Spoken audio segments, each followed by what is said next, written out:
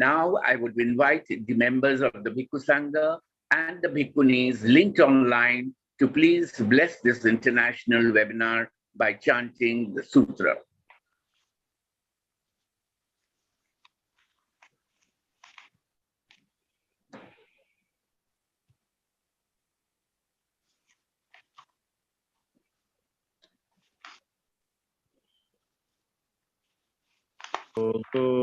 Vinasatu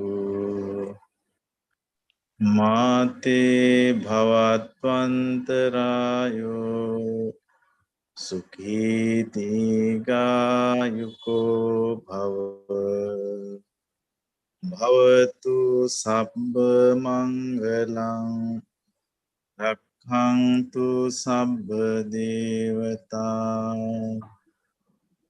Sabbha Buddhanubhavena Sada Sotti Bhavantu Te Bhavatu Sabbha Mangalam Rakhantu Sabbha Devata Sabbha Dhammanubhavena Sada Sotti Bhavantu Te Bhavatu Sabbha Mangalam Rakhantu Sabbha Devata Sabbha Sanghanubhavena Sada Sotti Bhavantu Te Sadhu.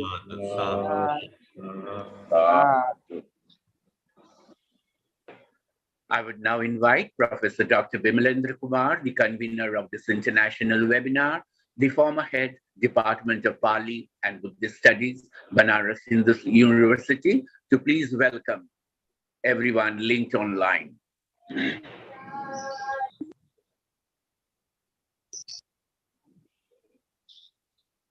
So thank you very much, Dr. Siral Lamaji. It is a very much pleasant moment for me, as well as a proud moment for me also to welcome all the delegates who have linked for this Poson Poya celebration organized by our Maha Buddhist Society of India, as well as Anagarika Dharmapal International Institute of Pali and Buddhist Studies, Sarnath, Varanasi. I would like to request all of them to kindly mute their mic so that sound may not disturb the speakers also. So it is a very great celebration, and we are quite fortunate that we are celebrating this Poshon Poya. And let me first of all thank to all the people of Sri Lanka who have preserved the Indian heritage as well as culture. And in this way, we are recollecting or remembering the contribution of great acharyas of our India. This Poson Poya is being celebrated in honor of Maha Mahinda Theatre. And we are quite aware that how this great celebrated our Acharya who went to Sri Lanka to propagate Buddhism or to establish the seed of Dhamma at Sri Lanka.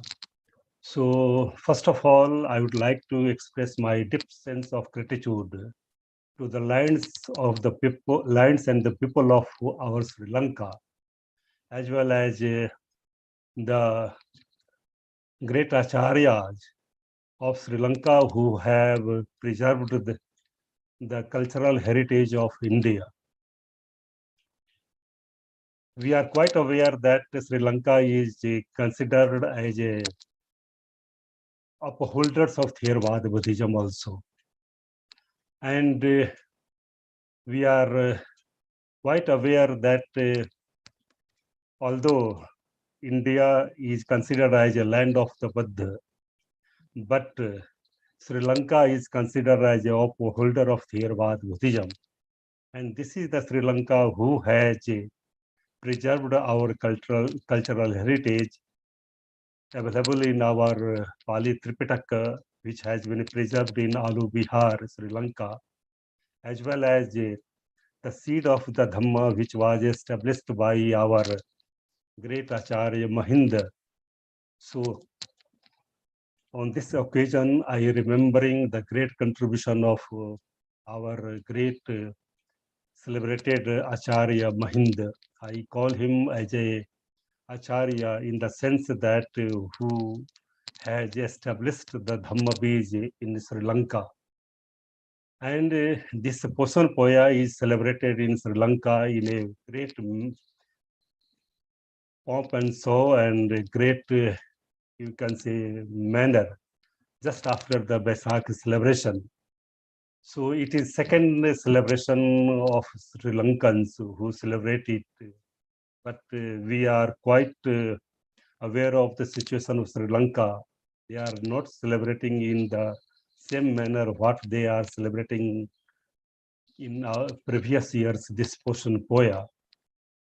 So this Posan Poya is remembered for the arrival of great Mahinda, Maha Mahinda, who was the son of great Indian king Samrat Ashoka, who arrived, great Mahinda, he arrived in the year 236 from India, and who appeared in Mistaka Pavata, rock of, it is also known as Mahintale. So the main theme of this our international webinar is that the great Maha Mahinda journey to Sihal Deep with his delegates. So first of all, I will speak in a very brief manner that how great Mahinda arrived at Mahintale. Just a background for the other speakers who are going to speak on the King Ashok also, as well as the great mission of Maha Mahinda also.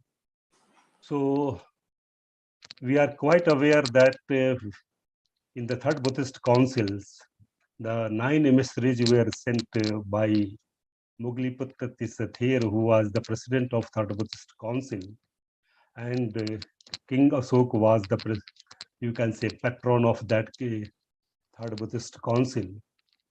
And Maha Mahinda was sent to Sri Lanka with a great missions to establish our Dhamma Bij in Sri Lanka. And it was not established in a very hurried manner. And there is a, if you go through the Samanta Pasadika, the commentary written by Acharya Buddha Ghosa, and if you go through the Bahir Nidan Katha, we are having a detailed story of Maha Mahinda, that how he travels from Patliputra to Nalanda to Upavidisa, that is the Sanchi, and from there he arrives at Misakapabatta, or a mountain in Sri Lanka, which is known as Mahintale. So there is a great story till the Mahaparinirvana of our great Maha Mahinda also. So there is only one text which gives the detailed story of the missionary activities of our Maha Mahinda, as well as the death Mahaparinirvana of Maha Mahinda. I'm not going to make a detailed story, but how the mission was started by great Maha Mahinda. So he, Maha Mahinda, from Patliputra, he reaches to Patliputra, Patliputra to Nalanda. From Nalanda, he reaches to Vidisa, that is the Upavidisa. Presently, it is known as Sanchi, where his mother was living. and he lives there for there is a detailed story that how he meets with his mother, and how there is a great moment of meeting of the mother as well as the son also. And Mahinda was waiting for some time that there must be a suitable time to reach Sri Lanka, and he waits for 4 or 5 months. And when he came to know that now Devanam Tissa has become the king in Sri Lanka, then with his great companions, there were 4 great companions, Uttiya, Bhaddasala, and Mahisala. So there were 4 persons who initially they are called as spiritual friends or companions. They appeared at Mahintale. And there is a great story that how he meets at Mahintale with the king.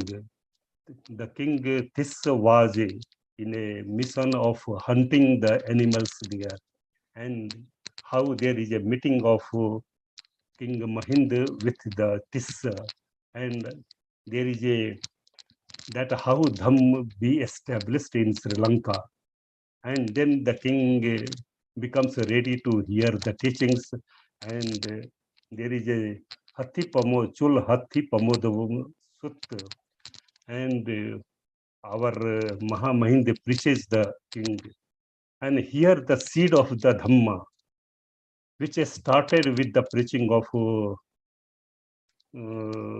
by our great Mahinda, it sounded in a great manner, and it reached to the royal palace also.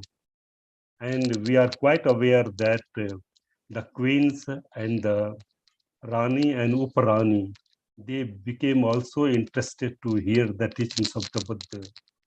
And later we are quite aware that this Anula theory, she became nun later on, and she approaches to the Mahinda for becoming nun also. And initially Mahinda did not agree, and he's made it that for becoming nun, this is Sanghamitra be invited to Sri Lanka, and if she comes with some of the companions there from India, then Anula Devi be converted to a nun. So that is the great story. And there is that how Mahabeghavan was consecrated, and the king was also, and there is a great exchanges between the king Asok and Devanam Piyatis also, that how these both of them did not meet for any time, but there are some exchanges between these two kings, and these are available in the Bahar Nidan Katha of Samant Pasadika text. So there is a great story which has been given in that. So this portion Poya Full Monday cannot be remembered only for, you can say, remembering the teachings of the Buddha, but it must be remembered and it must be appreciated only by the Sri Lankan people. It is not only for this Dhamma Bij which was established in Sri Lanka, and this is the Dhamma Bij which was established by the Mahinda in Sri Lanka. It was established in other Southeast Asian countries. So this is the Sri Lanka from where the Dhamma was transmitted to Southeast Asian countries, whether it is Myanmar, Thailand, Cambodia, or other Southeast Asian countries. So this is the day, and we are quite grateful to our Maha Mahinda, who developed this teachings of the Buddha in Sri Lanka, and it was established in Sri Lanka. So this is the root of the Theravada Buddhist traditions, which was established in our Sri Lanka.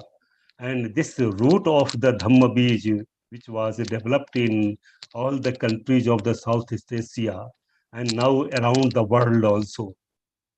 So this, and we are quite aware this practice of mindfulness, that is the Anapana Smriti or Vipassana, that is the insight bhavana, which are quite popular nowadays in all the parts of the world. So this is the Sri Lanka Dhamma Bij, from where this mindfulness or Vipassana, which was started by Maha Mahinda with the teachings of the Buddha as a Dhamma Bij in Sri Lanka. So we must be quite aware of all these things and remembering the contribution of our great Maha Mahinda. So this will, it is said in Sri Lanka, there is a tradition in Sri Lanka also, that if you remember the contribution of great acharyas who have made contributions in the development of Dhamma, our merits are being doubled. So on this very day, we must remember the contributions as well as the qualities of great Mahabhind who had established the Dhamma Bij in Sri Lanka, as well as from there, this Dhamma was transmitted to all parts of the world as well as in the countries of Southeast Asia. So on this very day, I am going to welcome all the dignitaries who are going to speak on this great occasion, not wasting much time in the introduction of that. First of all, I would like to welcome our chairman of this academic session of international webinar, Professor Baidyanath Lav, Vice Chancellor, Nalanda Mahavihar, who has kindly accepted our invitations to chair these sessions. So on behalf of Mahabodhi Society of India, as well as Anagarika Dharmapal International Institute of Pali and Buddhist Studies, we are welcoming Professor Baidyanath Lav. We are also welcoming the other speakers who are going to speak on this occasion. First of all, our great acharyas, who had been convener of our Board of Governors of Central Institute of Higher Texts Sarnath, Acharya S.A. Funchak, who has kindly accepted our invitations to speak on this occasion. So we are also welcoming Acharya S.A. Funchak. We are also welcoming our Venerable Bhikkhuni Liu Phap, Vidit Dhamma Theri, who is the founder of Sunyata Aranya from Vietnam. She is also going to present her views, or she is going to share her views related with the Dhamma Bij or the King Ashoka.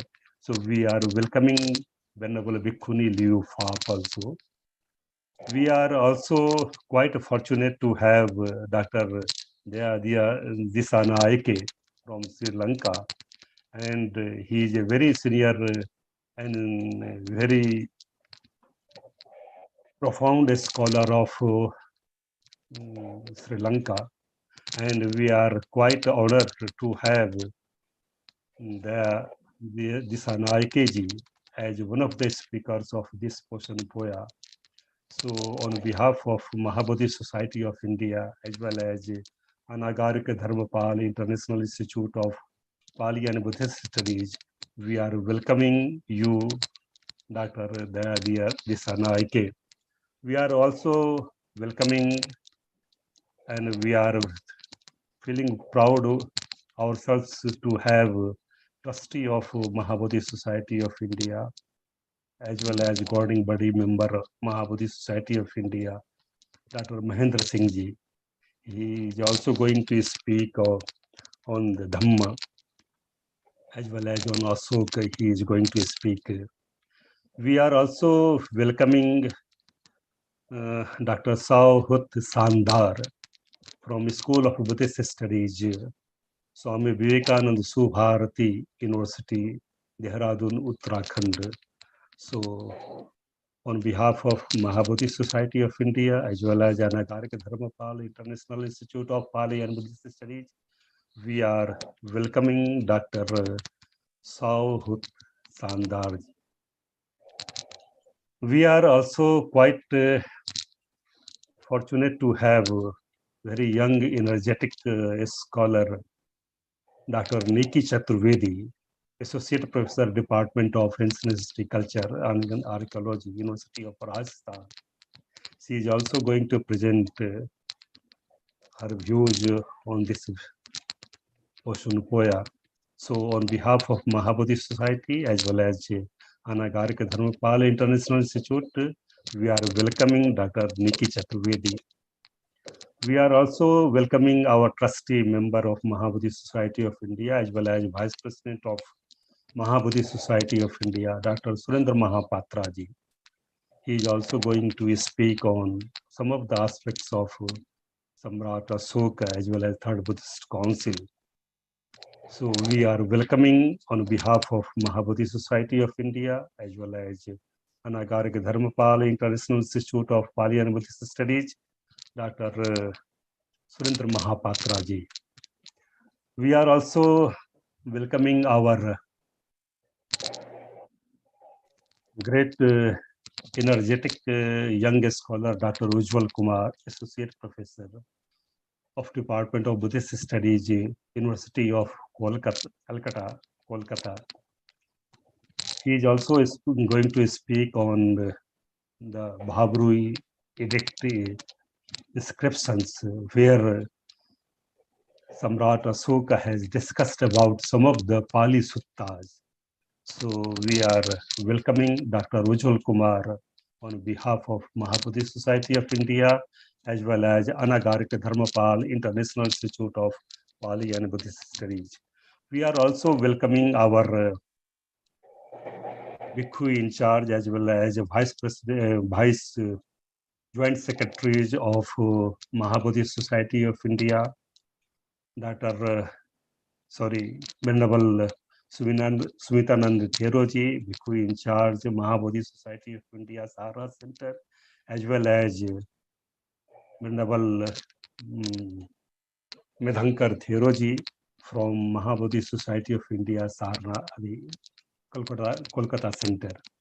We are also welcoming the Bhikkhu in charge, Mahabodhi Society of India, Bodhgaya Rahul Bhanteji, as well as Bhikkhu in charge from Mahabodhi Society of India Center, New Delhi, Bhubaneswar, Lumni, and other centers.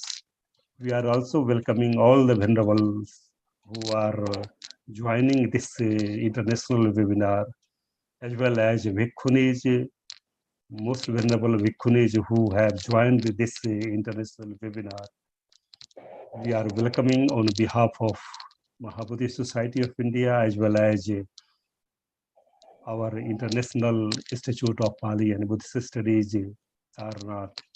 We are also welcoming all the governing body members who have joined, Dr. Kajri Barua and Sajal Barua and others who have joined, who are the life members of our Mahabodhi Society of India, Upasak, Upasikas, as well as Dhamma brothers and sisters who are observing on behalf of Mahabodhi Society of India, as well as our Anagarika Dharmapal International Institute of Pali and Buddhist Studies. I welcoming you all. I wish that the great contributions done by our Mahinda in Sri Lanka, as well as the Dhamma Bij which was established in Sri Lanka, will flourish and give solace to the peace and serenity, as well as bringing humanity and universal brotherhood in Sri Lanka. With these words, I welcome you again. Over to Dr. Kiran Lamaji. Thank you, Dr. Bimalanji. As mentioned, we have speakers joining us on this international webinar from Vietnam, Australia, Myanmar, and India, including Sri Lanka, and from India, which includes Sarnath, Varanasi, Bhubaneswar, Kolkata, New Delhi, and Bodh Gaya. Presiding over this international webinar, we have Dr. Professor Baidyanath Lal, the Vice Chancellor from the Navanalanda Mahavihara, Nalanda, Bihar. I would now invite Professor Dr. Baidyanath Labji to please speak on this special occasion, signifying the importance of this day. Professor Dr. Baidyanath Lal. Presidential address. Maybe at That is last as a presidential address. Okay. yeah. So first Presidential speaker, address, I think at the So end. our speaker, end. I invite Acharya Yeshi Fulsok, former Board of Governors, Central Institute of Higher Tibetan Studies, Sarnath Varma.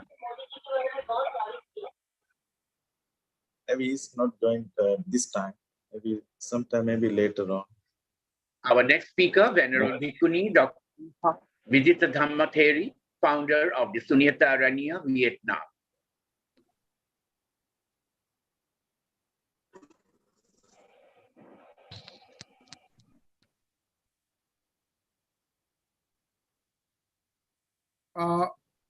There was some disruption, or someone is going to speak, or should I? Bhanteji says, as you are the presiding this, so the presidential address would be towards the end after the speaker speaks. Okay. Very fine. Thank you. At the end of your session. Yeah, maybe invite that Venerable Bhikkhuni also not here. You can go to the next. Venerable Bhikkhuni Bodhichitta Theri, founder, Nisala Aranya, Australia. Is she online? I think she is online. I saw her online. Okay. Yes. Yes, Thank she's you there. very much for inviting me. First, let me pay respect to Lord Buddha. Namo tassa bhagavato arahato samma sambuddhassa. Namo tassa bhagavato arahato samma sambuddhassa. Namo tassa bhagavato arahato samma sambuddhassa. With the permission of the Maha Sangha, dear devotees in the Dhamma. So, so much merits for inviting me, and it's an honor to be with you all today.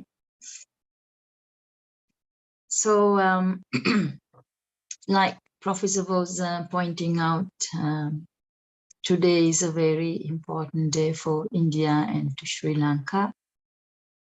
On a day like this, long time ago, the great King Asoka's son, Arahat Mahinda Thero, went to Sri Lanka on a mission to teach the Buddha Dhamma. So the people in Sri Lanka can benefit. So Arahat Mahinda Thero went to Sri Lanka and then started his mission. He didn't waste his time when he went there. He straight away got in touch with the king, King Devanampiatissa. Then he tested whether the king has the intelligence or the capacity to understand this Dhamma. And then he understood that, yes, this king is a very intelligent king. Then the Arahat Mahinda Thero taught the Dhamma to the king. Then from there onwards, he spread the Dhamma to everyone else after getting the blessing and the support from the king. A very wise move. So it was very successful. And even the king's some relatives, the queens, they also wanted to get ordained. So as a result of this trip, we also started the Bhikkhuni order in Sri Lanka, which was historically very, very important. So from that time, the fourfold assembly was formed in Sri Lanka, thanks to King Asoka the Great and to the Venerable Arahat Mahinda Thero and to the Bhikkhuni Sangamita Theri, Arahat Theri. The Sri Lankans got the chance to taste the Buddha Dhamma. We know today in this world, even though they have made a lot of advancements, a lot of people are suffering, enormous mental suffering spreading everywhere. So what Buddha taught is very important, more than the other times. If people want to really live comfortably and peacefully and happily, they need to learn Buddhism if they can, if they have access, they can really benefit. Like how the Sri Lankans were benefited from this, and they had a total change in their system. And they found harmony, peace, happiness in that country. They developed. In the same way, the whole world can benefit if we can help to spread this Dhamma to all around. To me, I see the Buddha is like the one who won the victory over the total evilness, the total darkness. What we celebrate as the rising of the Buddha, Buddha's enlightenment, is the victory over the evil. Today, even with this advancement, we are becoming more and more selfish, and we do a lot of things that without knowing that we develop so much of greed, hatred, and delusion.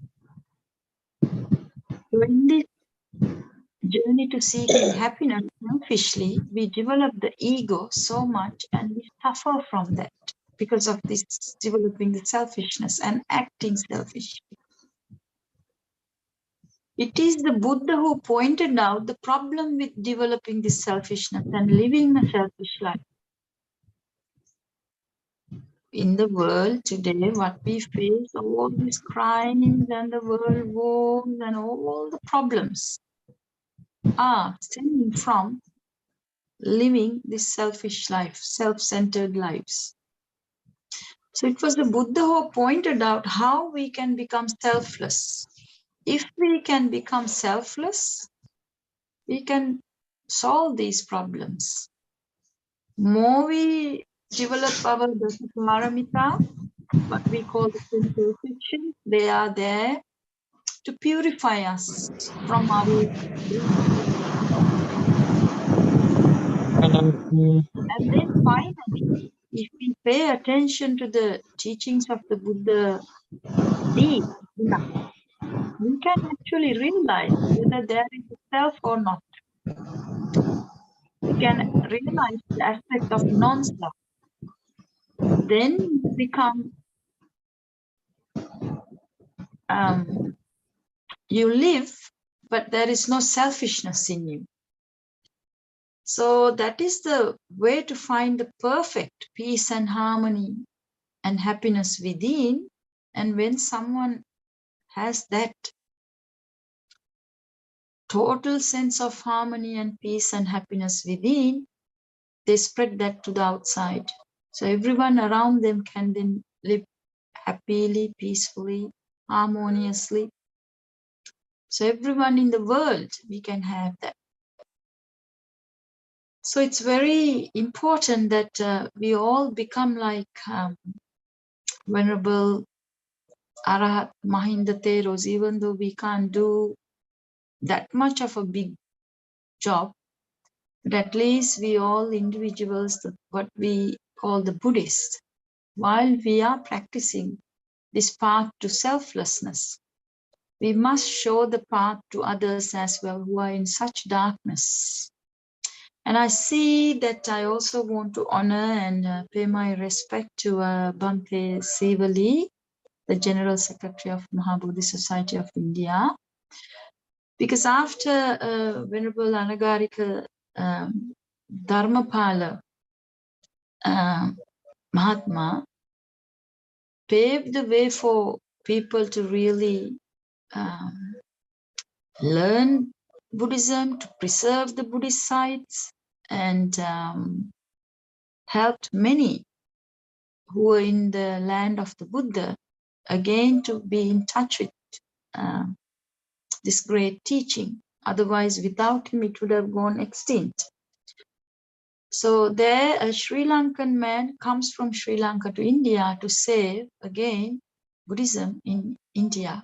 And then after that, the Bhante Sivali from staying in India, he takes this flame again back to Sri Lanka, especially in serving the bhikkhunis actually. So like Anagarika Dharmapala Tuma had a wish to really establish a fourfold community back in India, even though not in his lifetime, but afterwards, other monks took the leadership and established the Bhikkhuni order in India, the Maha Bodhi Society taking the leadership. And then after that, even nowadays, while this Bhikkhuni order is still struggling to settle, Bhante Sivali is taking a leadership again to take it back to Sri Lanka and to help the revived Bhikkhuni order to establish properly.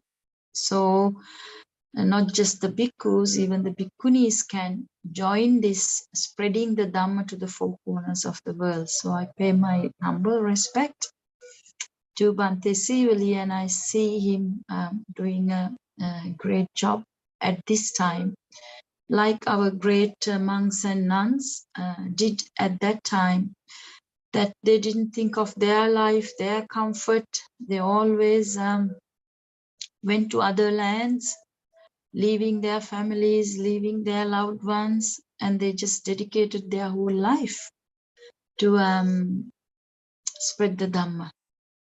They sacrificed their life and lived for the Buddha. So it's so inspiring to see even the Sangha like that, even today. And also I would like to thank everyone in Maha Bodhi Society because it plays a significant role in re-establishing the Buddha's teaching in India, and also help propagate the Dhamma to the four corners of the world. And you all are taking a great effort to spread the Dhamma to all around the world.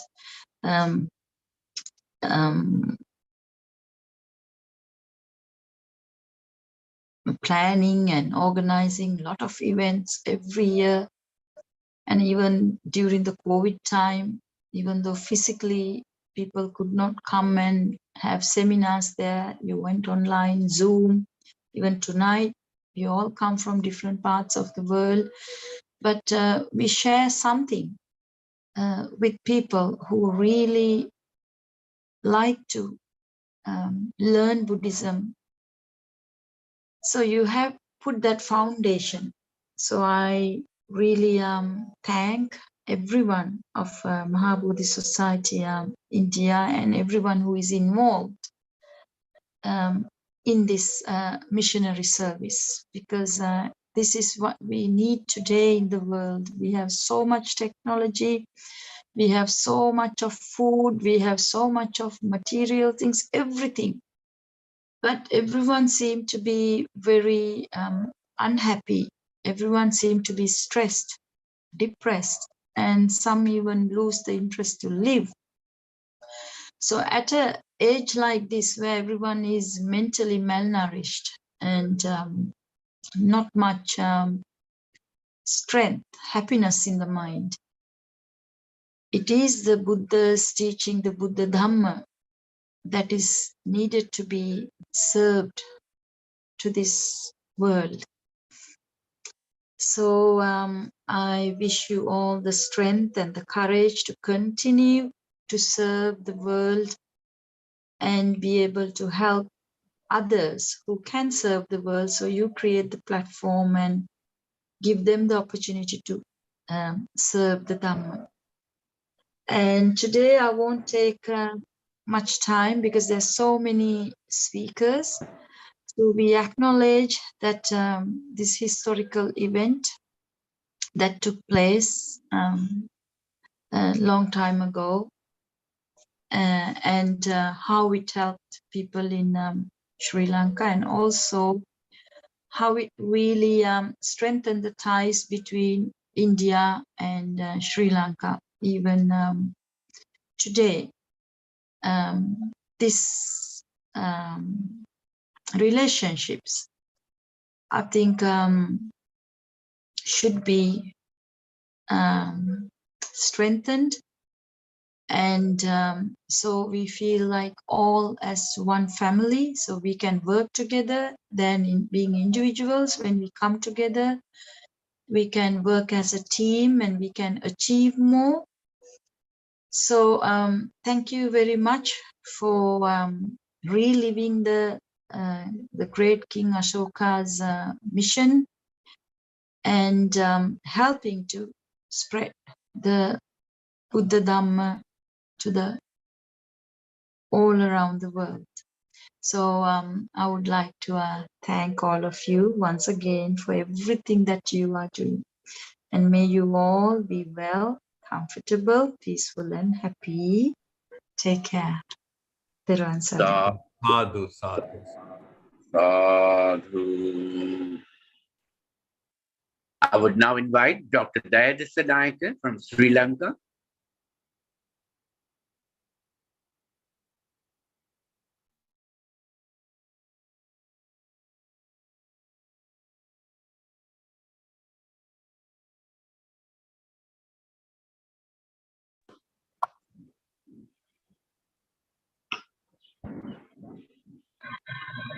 Good afternoon, and thank you for the opportunity to make a presentation today on this great Mission Day.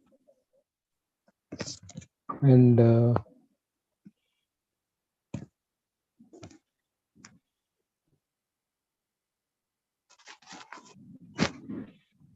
hello, am I audible?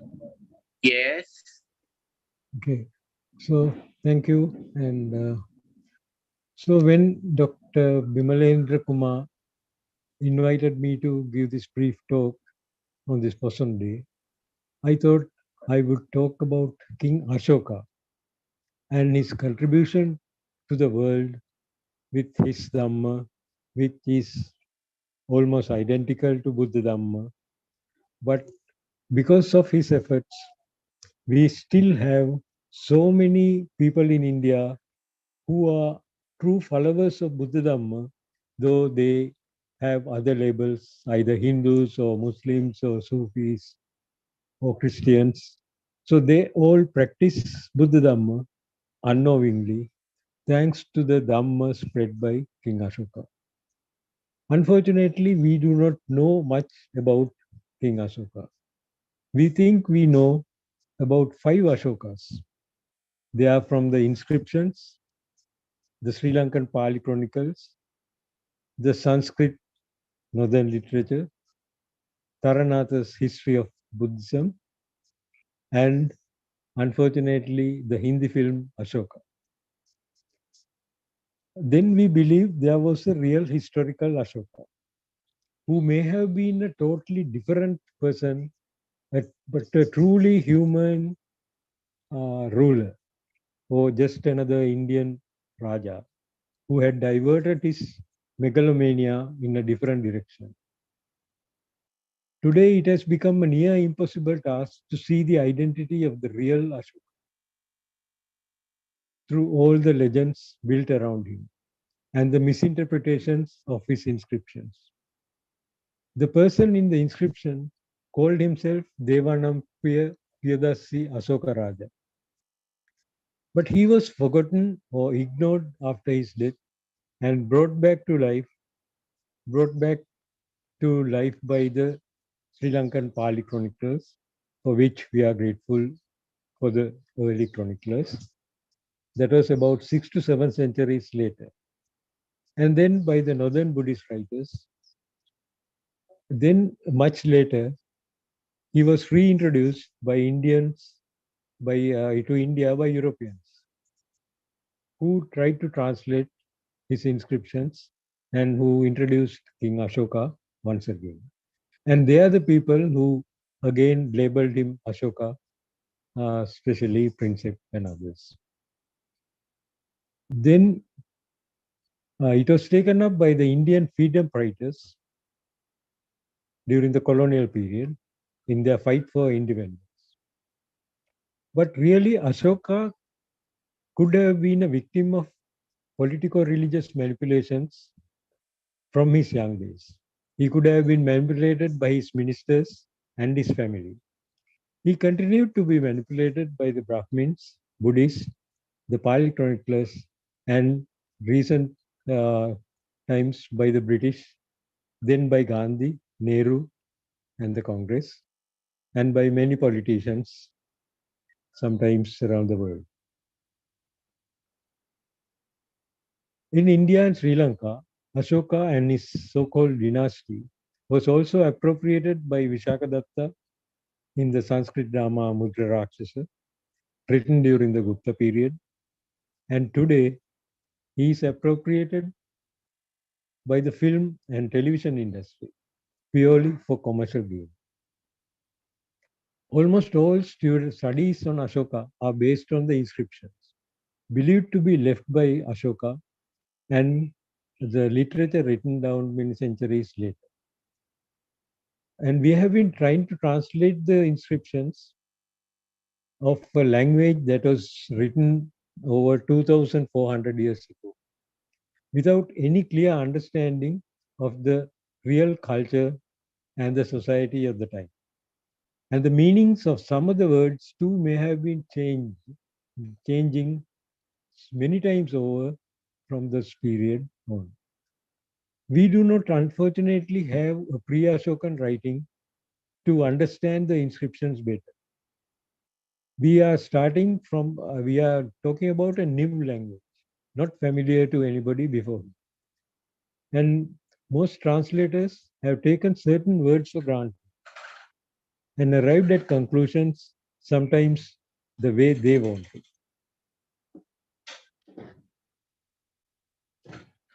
So all these manipulations by people gave us different versions of King Ashoka. But the bitter truth is that the Dhamma promoted by Ashoka is unique and not specifically Buddha Dhamma as we know it today. There is no evidence in his inscriptions to accept that Ashoka was ever a Buddhist as we know Buddhists today, and that he promoted specifically Buddha Dhamma. Then Ashoka had never used the term Maurya, and we still are unable to trace the origin of the term Maurya. Then another specific thing, Ashoka, though he mentions the Kalinga war, there's no historical evidence of such a war. So if he never waged such a war, then there was no reason for him to be a Chandasok. He had always been a Dharmasuk. Because in his inscriptions, other than this mention of the Kalinga war, he has always talked about non-violence, about ahimsa, and about the true way a follower of Buddha should live.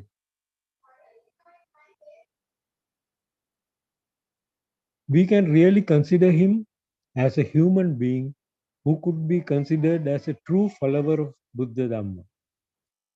He could show us how we can resolve most of the conflicts raging around the world today and live in peaceful coexistence with all living beings and nature.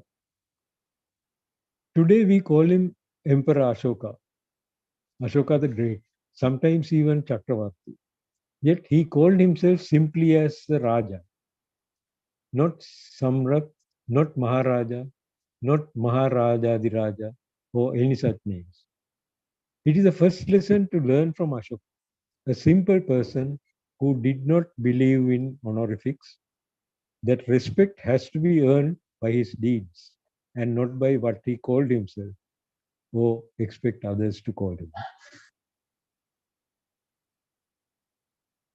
Unfortunately, other than the historians, most people around the world today know Ashoka from the 2001 Hindi film. That is the most tragic distortion of Ashoka's life because of man's insatiable greed to earn good profits by any means. They distorted the total life by showing him as a war monk. And people remember the violence he caused, not the good side of Ashoka. And when we consider the Kalinga War, there is no mention about it in the Sri Lankan chronicles. Sorry. There is no mention of the Kalinga War in the chronicles or anywhere. And there is no historical evidence. And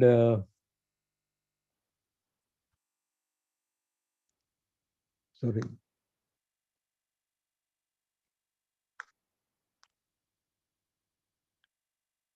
So there is no historical evidence. And then, so, but I feel because now recently, not recently, some time ago and recently also, there have been people writing about the disappearance of Buddhism from India. I have always challenged it.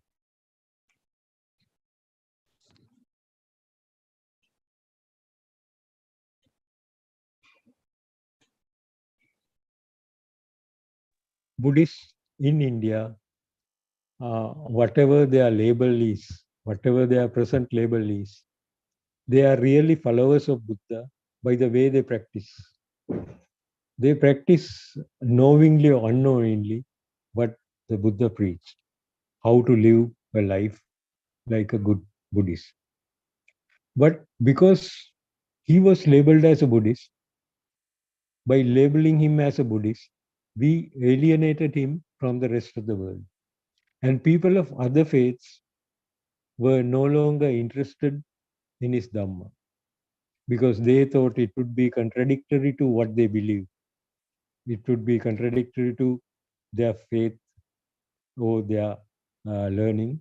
So they were alienated, and people had suspicion and think of it as another religion, another faith, and it should not, we have no right to follow the Buddha.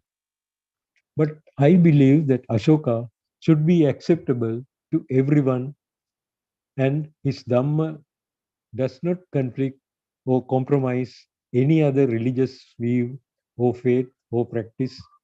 And more important, what he inscribed is not difficult to practice by anyone of any faith, anywhere in the world, whether it is the West, whether it is the East, or whether it is in Africa or South America or wherever you live.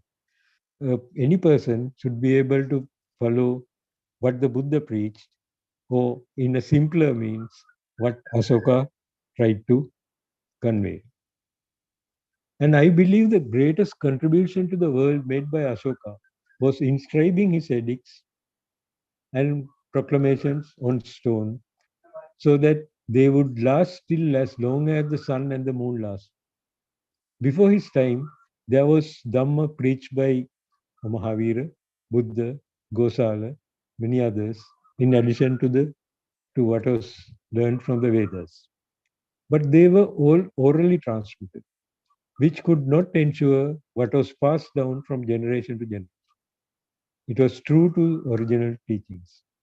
This Ashoka Dhamma is probably the earliest authentic Dhamma which has not been changed or distorted over the years we have received from ancient India. Because these inscriptions say so many things that we can use even today to learn from him. Because he said in Rock Edict 13, even to one who should wrong him, what can be forgiven is to be forgiven. Then again he said, for Devanampriya desires towards all beings abstention from hurting, self-control and impartiality in case of violence. In the third Rock Edict at Girna, he explains his Dhamma very clearly. Meritorious is obedience to mother and father, liberally to friends, acquaintances, relatives, to Brahmanas and Sramanas is meritorious. Abstention and moderation in possession is meritorious. Now that is Buddha Dhamma in simple terms. Especially today, moderation in possession, in consumption, I think would solve almost all the problems in the world, because it's because of people's greed that other people are suffering. And he says obedience to parents could solve most of the social evils today. The younger generation should listen to the parents and learn from their knowledge and experience. And liberally toward friends, acquaintances, and relatives means there will be peace all over if we can pursue that. Then he also talks about abstention and moderation of possessions. Then in the fourth Rock Edict, he says abstention from killing animals, abstention from hurting living beings, courtesy to relatives, courtesy to Brahmanas and Sramanas, obedience to mother and father, and obedience to the aged. And in this and other ways is the practice of Dhamma promoted. And we also find from his inscriptions that he really practiced what he preached. When he says in the seventh Rock Edict, he talks about the Dharma Yatra, where he tried to take his Dhamma to the people, to the elders. And then he says specifically in the ninth Rock Edict, there is no such gift or benefit as the gift of Dhamma, or the benefit of Dhamma. And again in the 11th, he says, there is no such gift as the gift of Dhamma, or the acquaintance through Dhamma, or the distribution of Dhamma, or kinship through Dhamma. So that is what he was practicing. That's what he was always talking about. There have been other kings at other places, other times, who call themselves as father figure and address the people as its children. Yet no one has acted in a fatherly manner, really fatherly manner towards these subjects, as Ashoka had done during his time. No other king is known to have appointed Mahamatras or ministers to ensure the welfare of the people, not only in this life, but in the next one. He was really concerned about the well-being of the people, and he ensured that his ministers followed up about them and saw to their needs and cared for them. And Ashoka was concerned about nature and the environment and the natural resources. Because he said in the Delhi Topra Pillar Edict, forests must not be burnt either uselessly or in order to destroy living beings. This is another urgent message to the people today.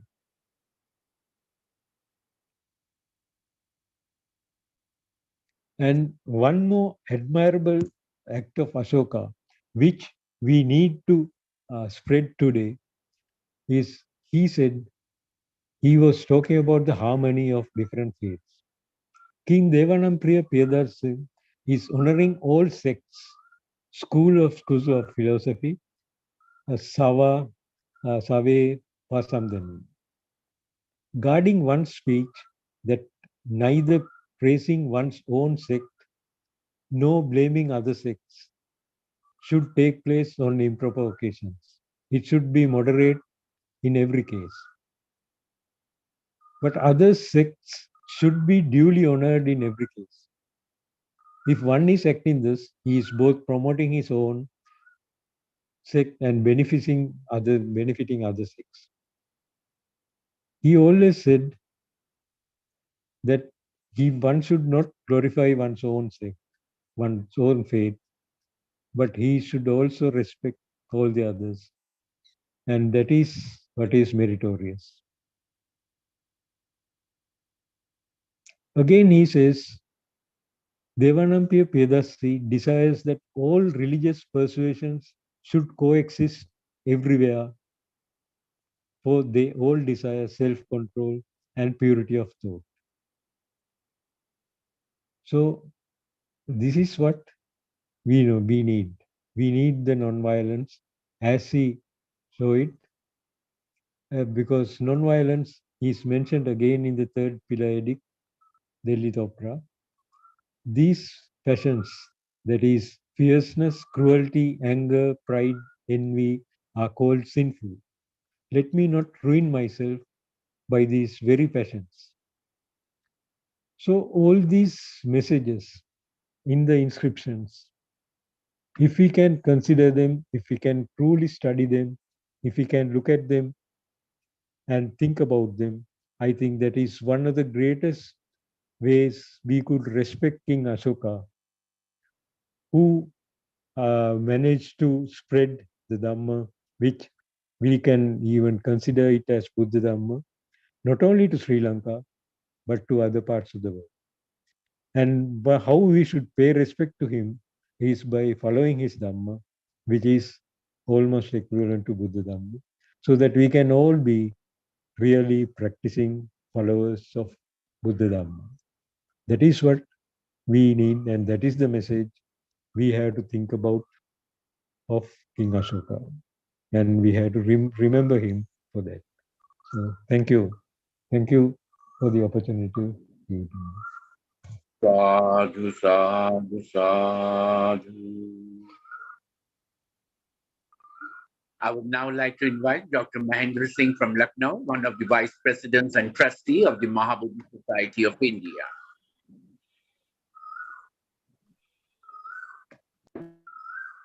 नमो तस् भगवतो अर्हतो सम्मा समुदस् नमो तस् भगवतो अर्हतो सम्मा समुदस् नमो तस् भगवतो अर्हतो सम्मा समुदस्. First of all, on this most auspicious day of Buddha Purnima of Jet month, I pray Lord Buddha and all previous Buddhas and their Buddha Parishads and the Buddha to come, Metta Buddha, for the well-being, happiness, long life, and redemption from our evils for all the attendees, participants, Bhikkhugan, and my brothers, sisters. Secondly, I pay respect all the monks and nuns, bhikkhu, bhikkhuni here to give me such an opportunity on this past day. Thirdly, I pay my respect to the formation of this committee today, Dr. Vaidyanath Lav, and all the speakers, Kiran Lama, Vimalendra Kumar, all the participants, whoever they are there, that they taught me so of this value that I should speak on this pious Avsar some words. Now, with the due regard to my previous speakers and the next speakers, I will not speak much. I will tell the significance. And my topic is the third spread of Buddhism along with Indian art and culture in South Asia and beyond. First of all, I want to say that the spread of Buddhism in India and beyond, this was the foundation was laid when the King Asoka, when the King Asoka, he said that he was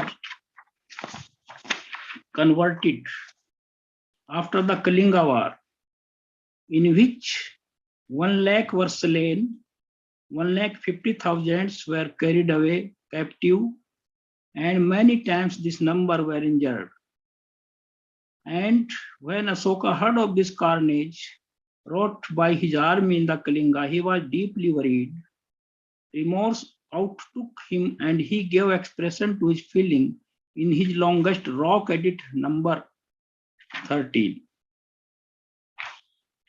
Thereafter, it was a little Arhant Samnera Negroth, son of Prince Sumana, a brother of Asoka, who converted Asoka to Buddhism by a very short but highly illuminating discourse, the theme of which was mindfulness, Apamada, ever after, who had been called Asoka the fierce Chanda Sok.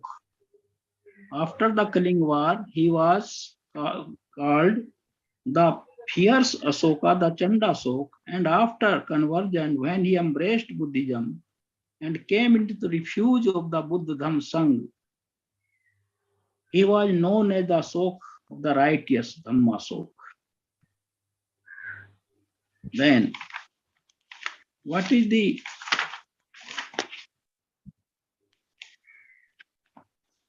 when the King Asoka was in the refuge of the Trisarana,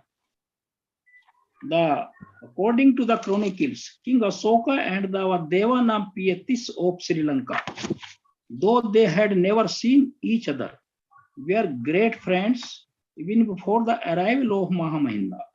It is said that the king of Sri Lanka sent an voice to his friend Dhamma Sok with costly presents, and the latter gratefully sent an embassy of his chosen ministers with gifts and following message. Asoka sent this message to the Devanampiyatis, the king of Sri Lanka. What was the message? It is, my subject is the spread of Buddhism, and the foundation of the spread of Buddhism within and without India is started from here. I have taken refuge, the Asoka says in the message to the Devanampiyatis, I have taken refuge in the Buddha, his Dhamma, the doctrine, and in the Sangha, the order. I have declared myself a lay disciple in the religion of the Sakya son. Seek then you too. He is advising the king of Sri Lanka. Seek then you too, O best of men, converting your mind with believing heart, refuge in these best of the gems. This was the ground prepared for the Venerable Mahinda's mission to Sri Lanka.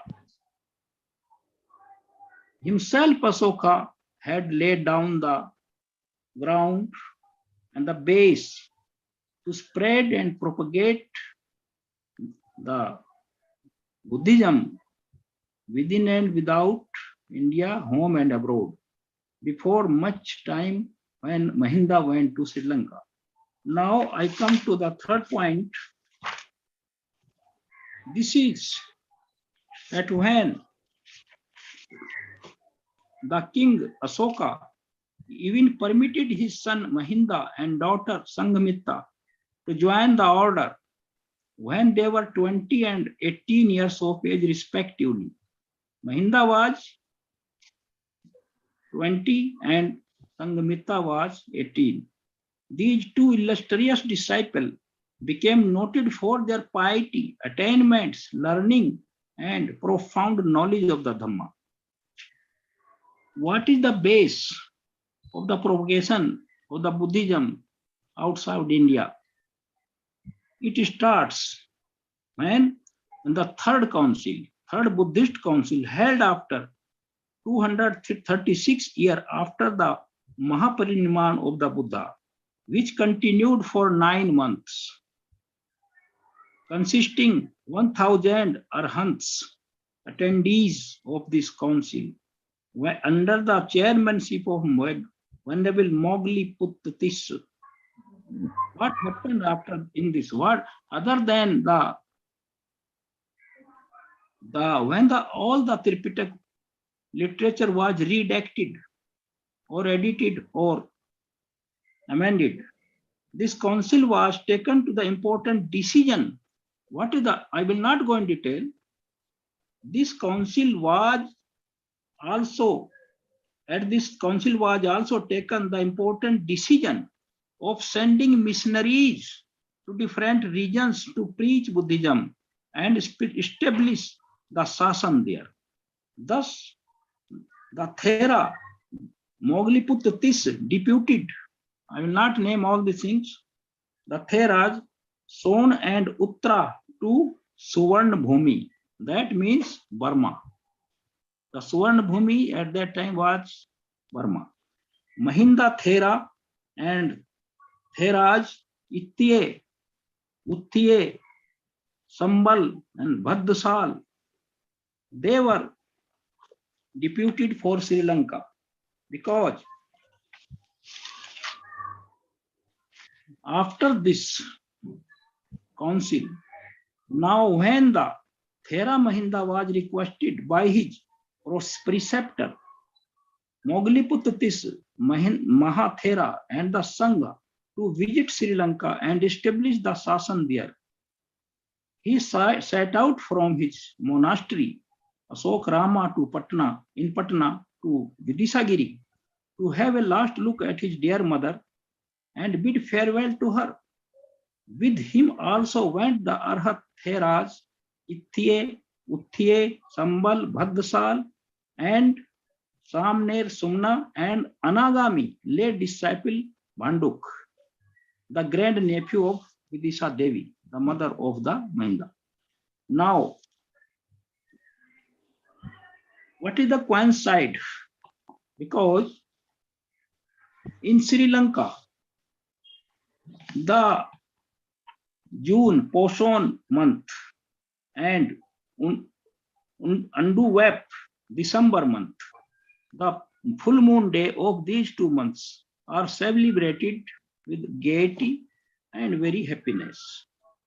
So, by the time of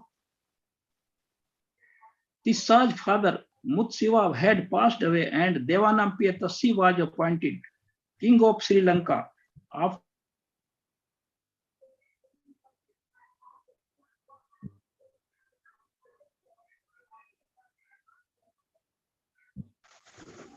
full moon in the 236 Buddhist era, in the 18th year of the Asoka's reign, Arhant Maha Mahinda, accompanied by those 6 others, rose up in the air by supernormal power. Departing from Vidisagiri, they alighted on the Silakut of Misak Hill and the loftiest peak of the present Mihintale, 8 miles east from Anuradhapura. were rising suddenly from the plain and mountain over the city of Anuradhapura. It was the day of national festival there. The king, who was enjoying the pleasure of the hunt, suddenly encountered Arhant Mahinda. He was scared by this stranger. And the first sight of a monk in saffron-colored robe, but the Arhant soon put him at ease with these words. Monks are we, O great king, disciple of the king of the truth. Out of compassion for thee, hither have we come from Jambudvi. This he said, then he got cool, otherwise he was afraid of those.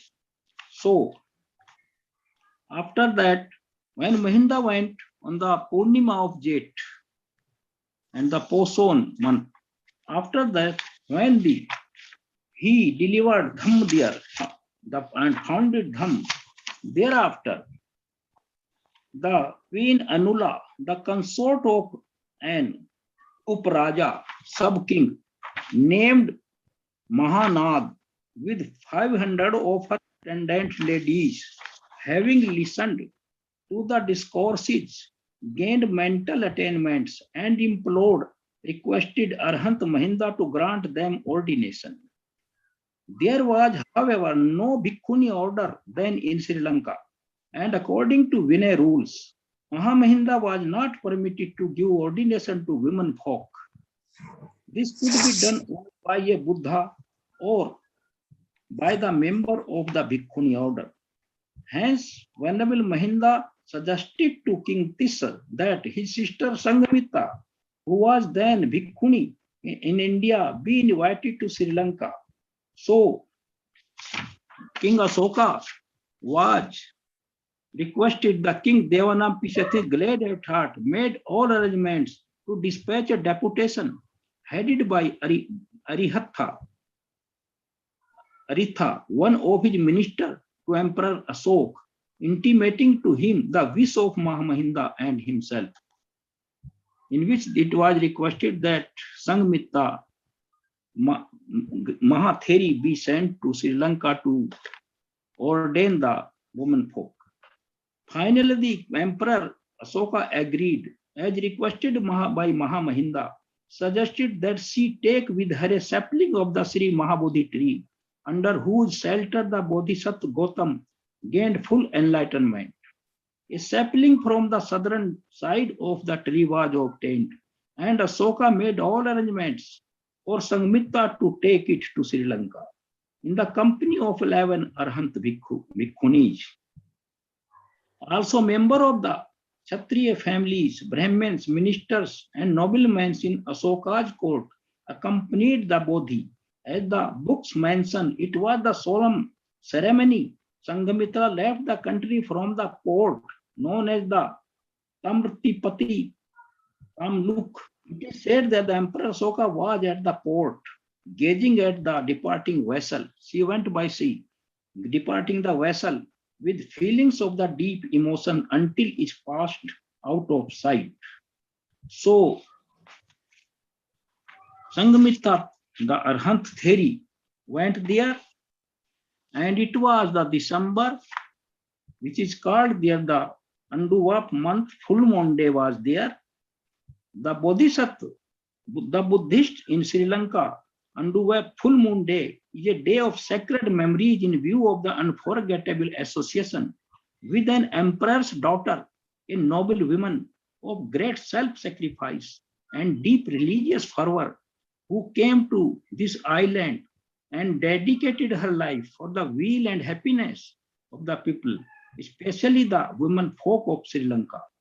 She is none other than the Arhant Theri, Sanghamita, the daughter of Emperor Asoka of India and the sister of Arhant Thera, Mahinda, who introduced Buddhism to Sri Lanka in the 3rd century BCE on the full moon day of June Poson. So, the propagation and dissemination of the teachings of the Buddha, though in practical sense and in reality, was started by Maha Mahinda the Arhant on the full moon day of the June or shown. But as I have earlier requested that and submitted that, the foundation of this campaign was laid down by King Asoka by requesting his counterpart, the King of Sri Lanka, that I have taken refuge in the Buddha Dham Sangh, and you too are advised to follow the same way. So it was the King Asoka who can be said the founder and the first person to have an idea that this supreme and blissful teaching of Buddha should not be confined to my country or empire. It should be spread all over the world or area, whatever he could do, because he had understood the value of the teachings of the Buddha, that it is the only teaching which can give deliverance from the worldly sufferings. He had foreseen it well. So today, the Jet Purnima, full moon day, is not only the happy day for the Sri Lanka, but it is also for the India, because it was the Asoka in the annals of the Buddhism who was so great, not only in the Dhammadan, but he also donated his beloved son and daughter for the cause and for the deliverance from suffering for all and sundry. And he sent his son and daughter to Sri Lanka. So this day today is the double meaning that the King Asoka was the giver and King Devanampiyatis was the taker. So it was the great Dhammadan ever in the history. So these are the bonds between the Sri Lanka and India since then, which are continuing till date. So it was the beginning of the propagation of the Buddhism by the Asoka and his son and daughter. So now I want to say, India always have been since time immemorial the country of the sages or rishis munis. In India, there were born the greatest sages as Vedvyas, Valmiki, Vasisht, Lord Buddha, Lord Mahavira, Guru Nanak, Sant Ravidas, Kabir, and so many. It is the land of the religious persons and the different religions, not only Buddhism. So it is called in the world unity in diversity. And I want to say, though the teachings and all the saints and the gurus, rishis, munis born on the earth of the India gave the common message, the teaching of the non-violence. Though the teachings of all the religious saints were appreciated at home and abroad, all over the world, but the teachings of the Buddha encapsulated and covered firstly Asian countries, but at present the whole world is under sway and practical and serious influence of the Buddha's teaching, that is Buddhism. So, at this time of the crisis, as you people, my respected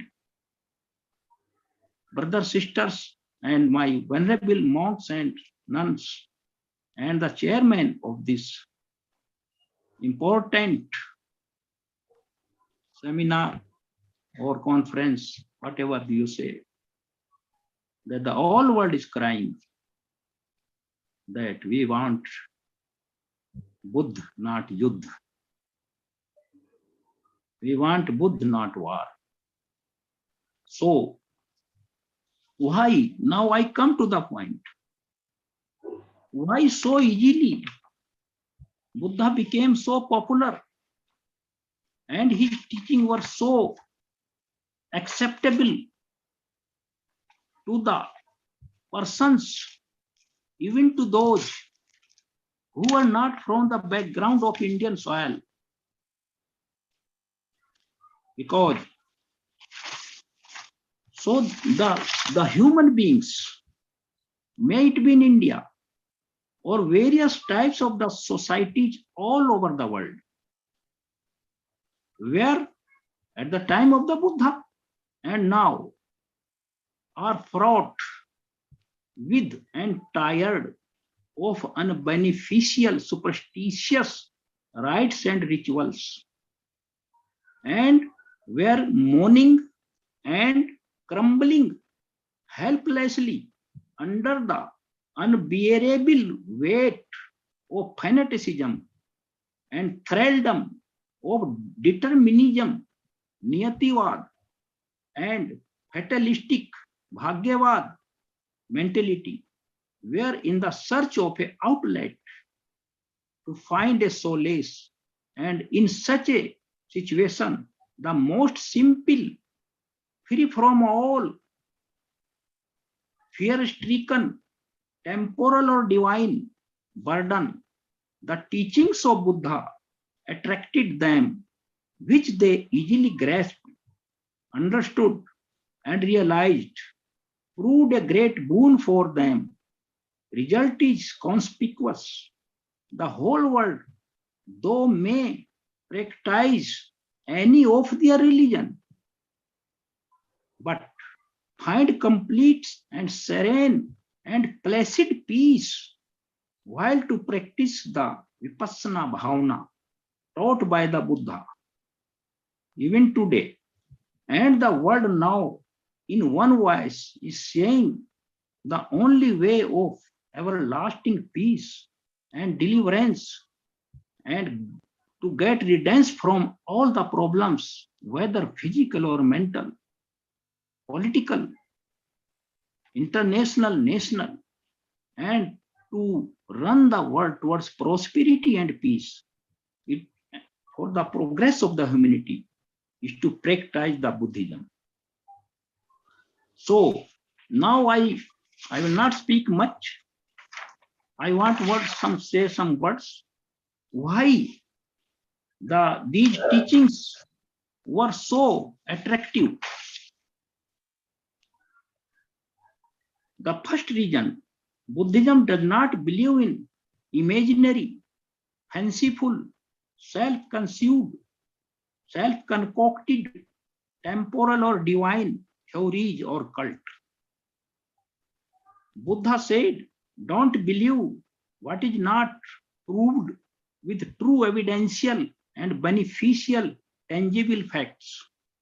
Buddha set aside all the superstitious beliefs and practices, rituals, which bring no wisdom but drifts towards ignorance.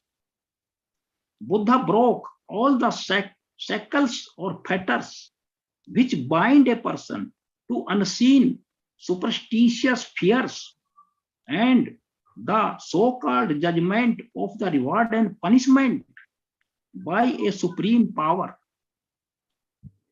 The central point of Buddha's teachings is good moral conduct by mind, by words, and by body, free from all low way those more.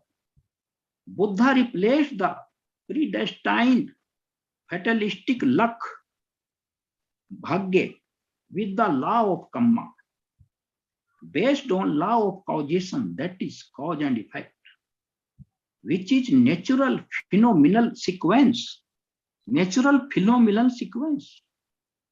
not to be disturbed, changed, altered, mitigated, or destroyed in any way by any other agency, may it be worldly, temporal, or the divine, nor can it change the karmic force and the law of karma and its effects. Vipak.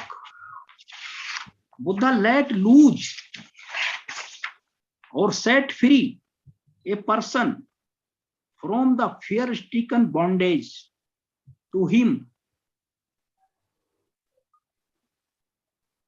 from the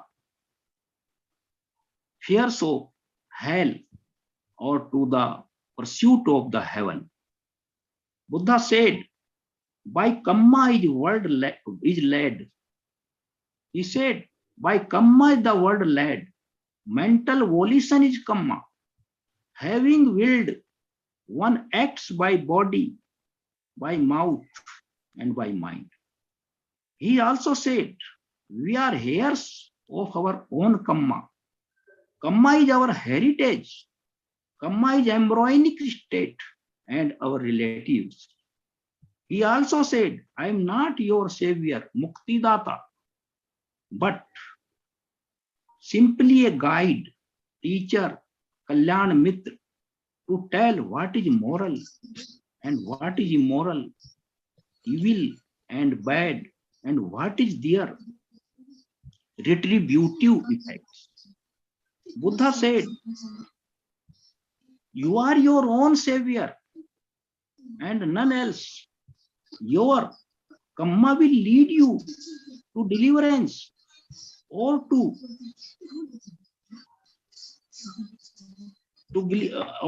cheto vimukti or to the four miserable states.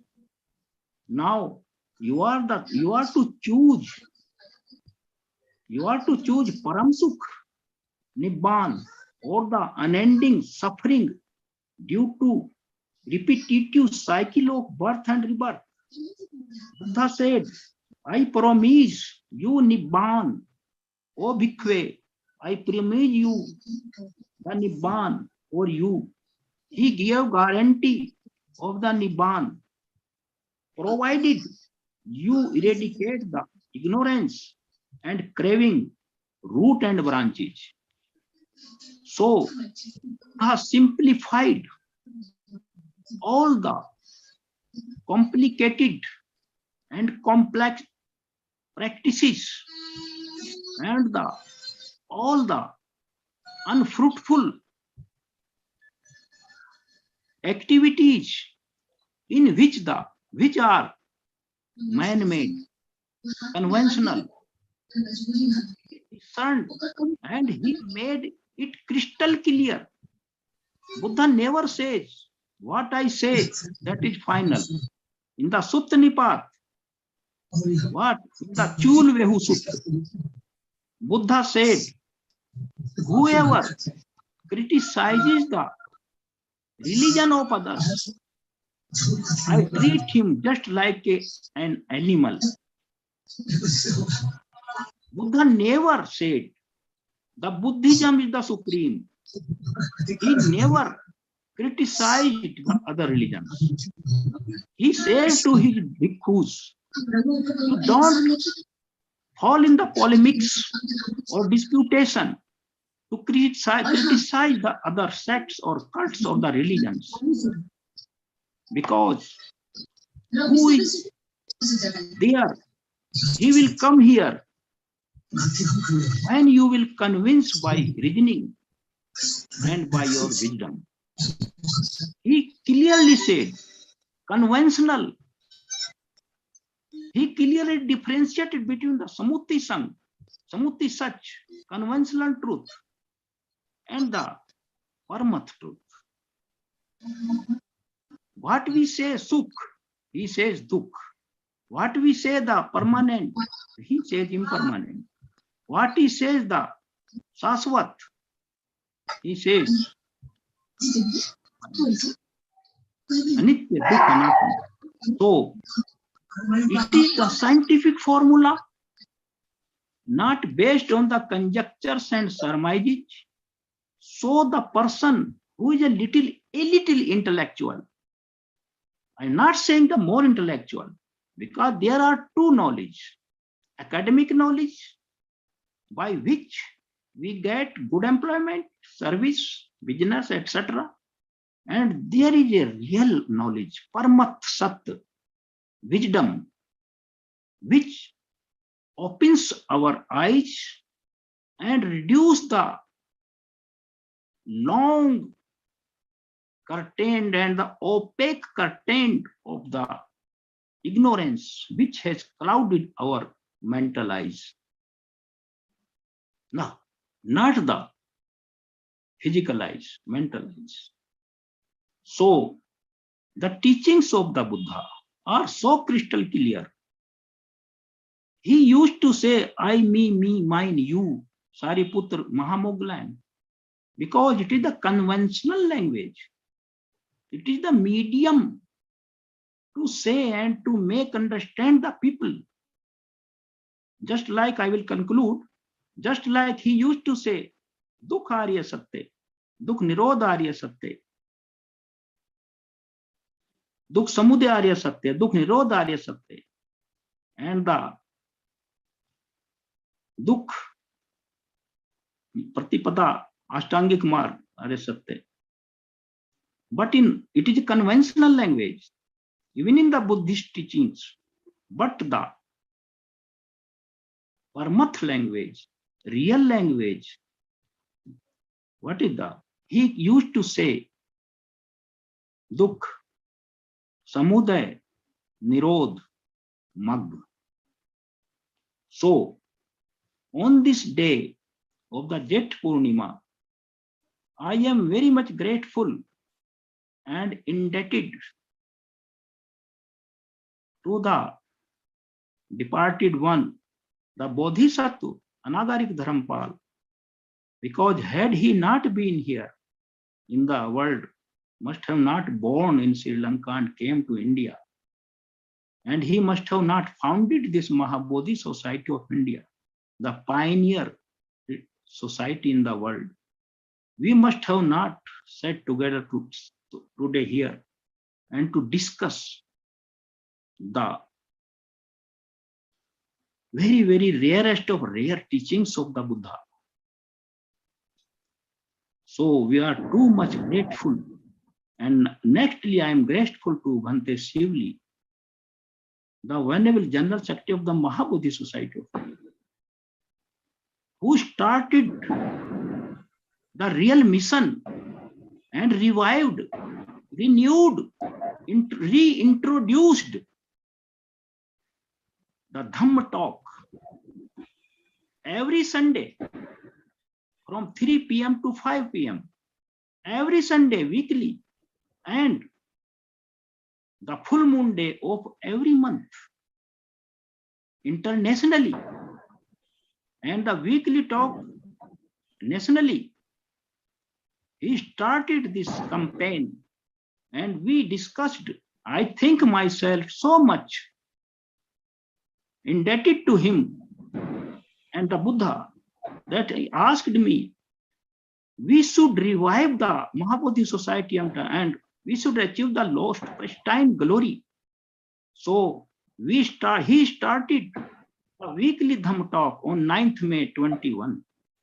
And since then, without any stoppage and hindrance and break, Kiran Lama ji, Mahapatra ji, and my other companions are witness, not witness, real witness, and they are part and parcel. Kiran Lai owe and honor Kiran Lama ji that every Sunday may it be rains, winter, or so much heat, hot, summer, he never missed Sunday.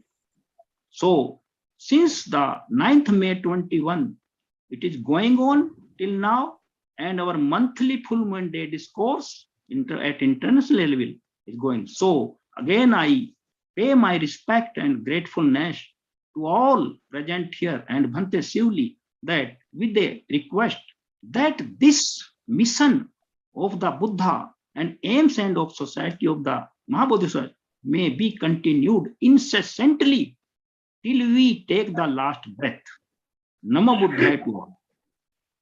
Sadhu, Sadhu, sadhu, sadhu. I would now invite Dr. Niki Chaturvedi from Jaipur, who is the Associate Professor, Department of History and Indian Culture, University of Rajasthan. Dr. Niki Chaturvedi. Thank you so much, Kiranji. Very good evening to all the participants here. I'll just take a minute to share my screen. I don't know how to do that. Yeah.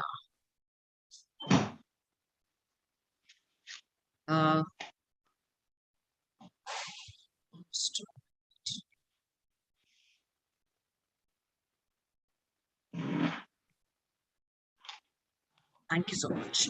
I hope I'm audible, and if there is any issue with the screen or something, please let me know. I give all my greetings.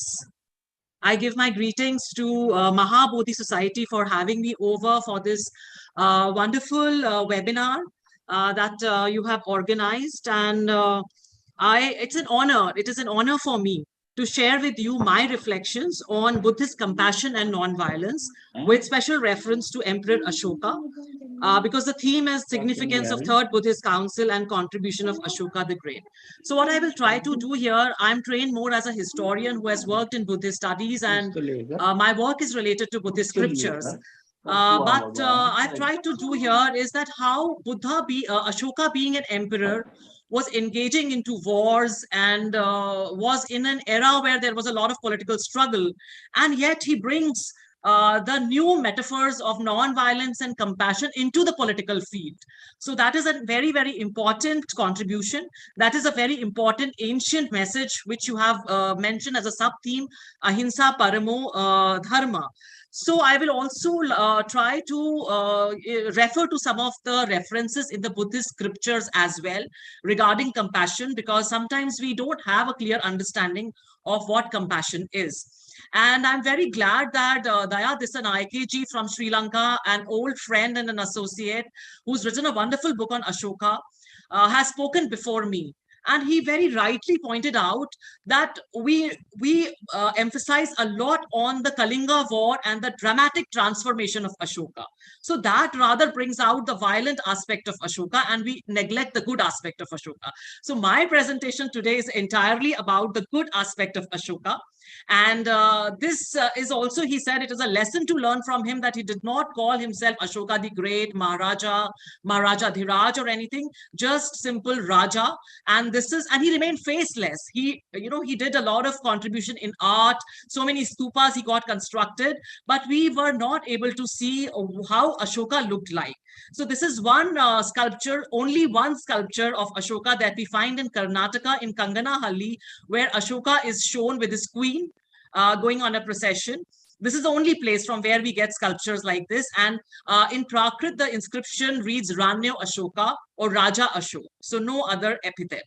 What is interesting is that in his personal name Ashoka is also not used very frequently in his inscriptions. He just goes by the epithets of Devanam Piye, which someone who is beloved to the divine or to the gods, or Devanam Piye and Piye Dasi, someone who is who looks amiably, who's good to look at.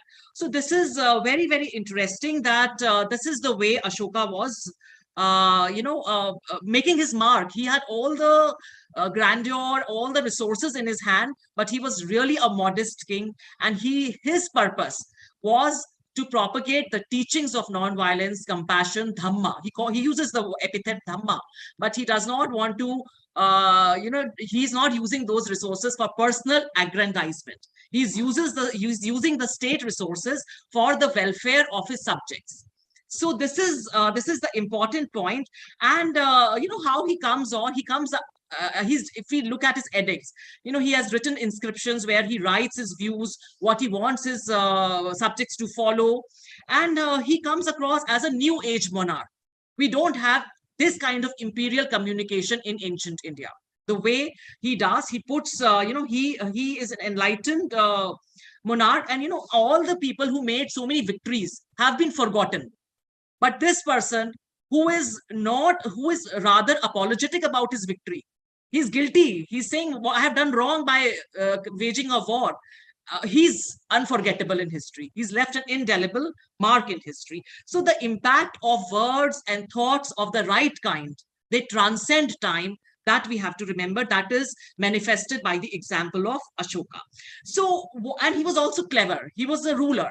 So what he did, the message of Dhamma, he inscribed in his edicts, and he put those edicts, if we look at the geographical distribution of those edicts, because I am a historian, we see that they are all the important key points, the trade routes where people, not only the people who live there will read them, but all the people who will travel, who will traverse, they were well-traversed routes. So they will become very, very popular. So what happens is that this message of Dhamma is neither limited by a political boundaries, not limited by geographical boundaries. Even though the edict or the inscription is erected at one place, the permeation, the transmission is going on due to the cleverness, sagacity of this emperor. So I really think that point we should always see.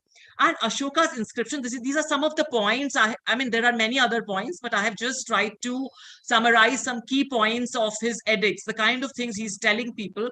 And if we look at, for example, this first point, forbidding slaughter of animals, sacredness of all life. So he is not concerned only about his human subjects. He's also concerned about animal life and plant life as well. He's concerned about their good health. What is very interesting is that in his Dhamma edicts, he is also talking about duties of officials. He creates a new post which is called Dhamma Mahamatta, the officials who will ensure that these ethics, this ethical behavior is being followed by the governance and by the governed, both the things. So this kind of a, moral, we always think of politics as immoral. And this is a ruler who is using political power to encompass morality. So he is viewing the empire in two ways. One is political empire and the other is moral empire. But moral empire is encompassing the political empire. So this is, I think, an important point. And if, there is no doubt that ultimately it was the moral aspect of both individual and state that Ashoka considered most important. And if we look at this last point, I'm not going to all the, it talks about how individual behavior should be, how the state behavior should be, both converge into a moral, ethical, social code. You may be a follower of any religion. And the third point is by tolerance of other sects, one benefits one's own sect. We forget that sometimes. We always think that the path, we are smug. Of course, we agree with the teachings of Buddhism or any other faith that we are following. And as I don't remember which speaker, but one speaker said, yeah, I think Daya Desanayake ji mentioned that a lot of Buddhist ethos, we may go by any label, but they are part of our cultural tradition. So G.C. Pandey had written this whole thing about the essence of Indian tradition. And he says that the compassion, sheel, ahimsa, these were very important part of Indian tradition, whichever faith we may follow. But we forget that. So very clearly, Ashoka, this part when he says by tolerance of other sects, one benefits one's own sect. Now he's thinking about others also. That is very, very important. And I feel that it was this feeling of compassion because of which the Third Buddhist Council, it made this decision that they will send emissaries to far-off lands to propagate the Dhamma. And this is again a sculpture of Kanganahalli, Karnataka, where I mentioned, and it is believed that the Buddhapada is being worshipped by Ashoka and his son Mahinda. So this is, I feel that it was an act of compassion to send his son as a mission.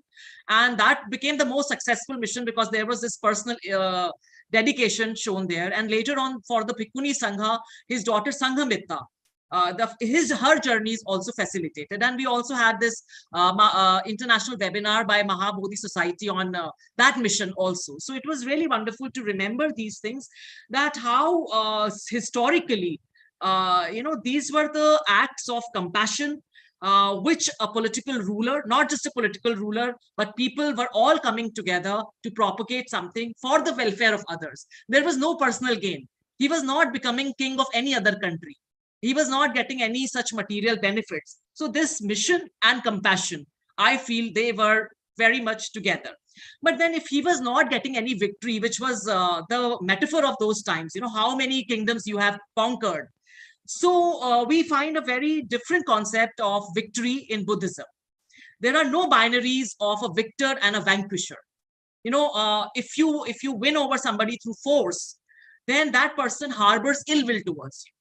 So in Dhammapada, it is said that you have to go beyond the concepts of the binaries of victory and defeat, and then you will find peace. Ashoka talks about Dhamma Vijay in his inscriptions. He says if we win a kingdom, we will lose it in some years. Maybe some other generation will come and lose it. But if we win the hearts of the people, and how right he was, if we win the hearts of the people, that victory is lasting. So, I mean, this is very, very important. And the important thing he says is that if we do any negative deed, sometimes we think about having a one-upmanship. There is one question in the chat that somebody is backstabbing us. Why should we not do anything about that? I feel that, there is a very good concept that no negative deed will go unpunished. There is karmic retribution for everything. So this is a concept that we should remember. And even in the 12th Rock Edict, Mauryan King Ashoka, I'd like to read this out a little bit. He says, again, the same thing about tolerance with other sects. He says, a man must not do reverence to his own sect or disparage that of another sect without reason.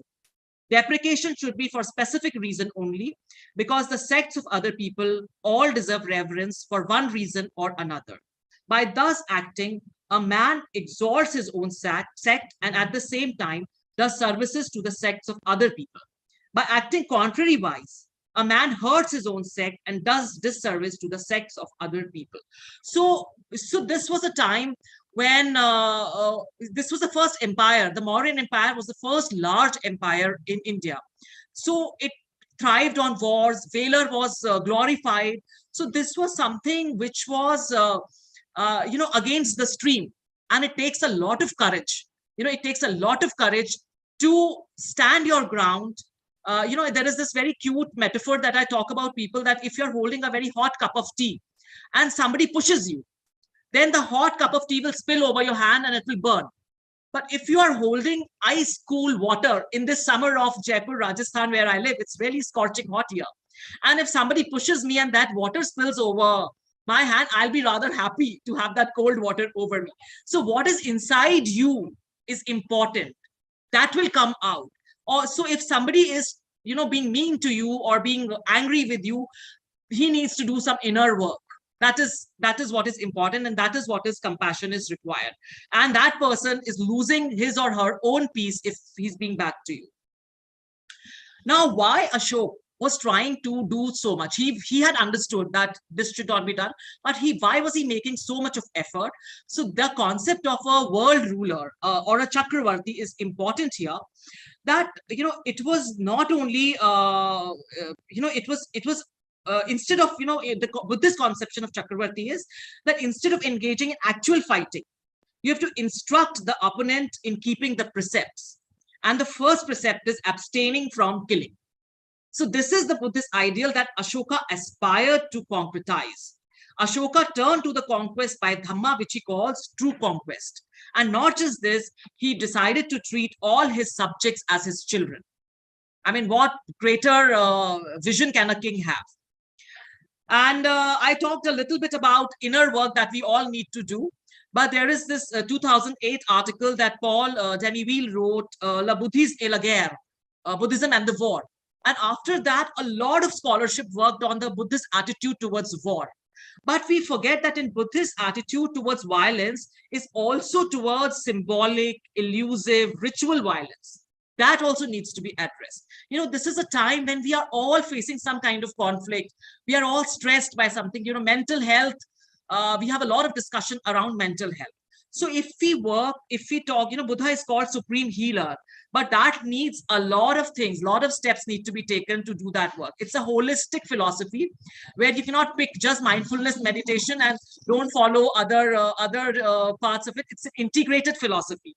So that, you know, if we want to disrupt or what should I say, deracinate violence, then all forms of violence should be recognized, and our own unwholesome attitudes, they need to be addressed. So, you know, it's a very beautiful quotation, and just as rain cloud settles all dust, because I live in a desert, so where dust storms are very, very common.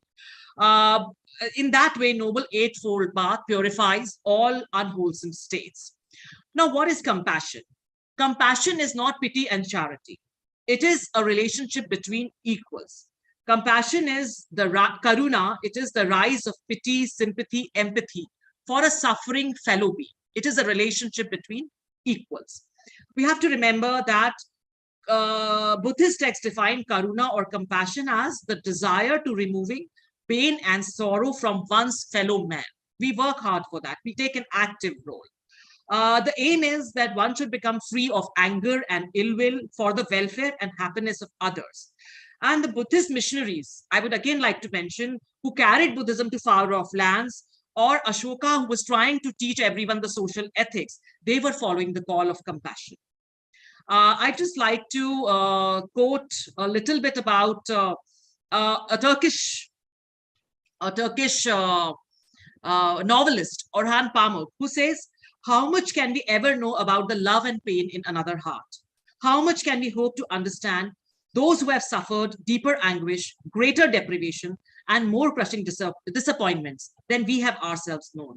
An automated response to miserable people is actually pity, but compassion is not pity. It arises out of empathy that recognizes another one's misery as one's own." So we have to remember that Dalai Lama says that the religion is compassion. It is no longer a luxury. The kind of a world with a lot of stress that we are living in, it's no longer a luxury, but a necessity. And I feel that poetically we can say that which makes the heart of others quiver at the pain of others, that is compassion. The lesson is, be kind, for everyone you meet is fighting a harder battle. Thank you.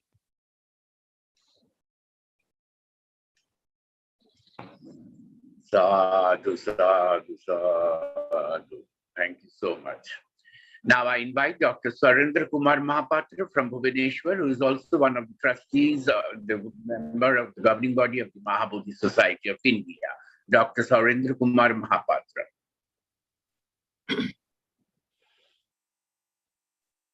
Namo Buddhaya to one and all. At the outset, my profound prostration before Buddha, with my highest reverence to the most venerable P.C.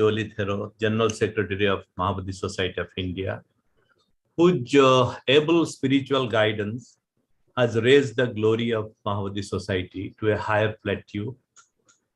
The esteemed Bhikkhu Sangha present here, our esteemed speakers of this webinar, our President, Mr. Nanje Dorje, the President of this webinar, Professor Dr. Baidyanath Labji, Vice Chancellor of Nalanda University, our Trustee and Vice President, Dr. Mahinda Singh, the conscience keeper of our society, Maha Bodhi Society, our moderator, Mr. Kiran Lamaji, whose heart-rending, magnificent Buddha Vandana has raised the spiritual level of all our meetings.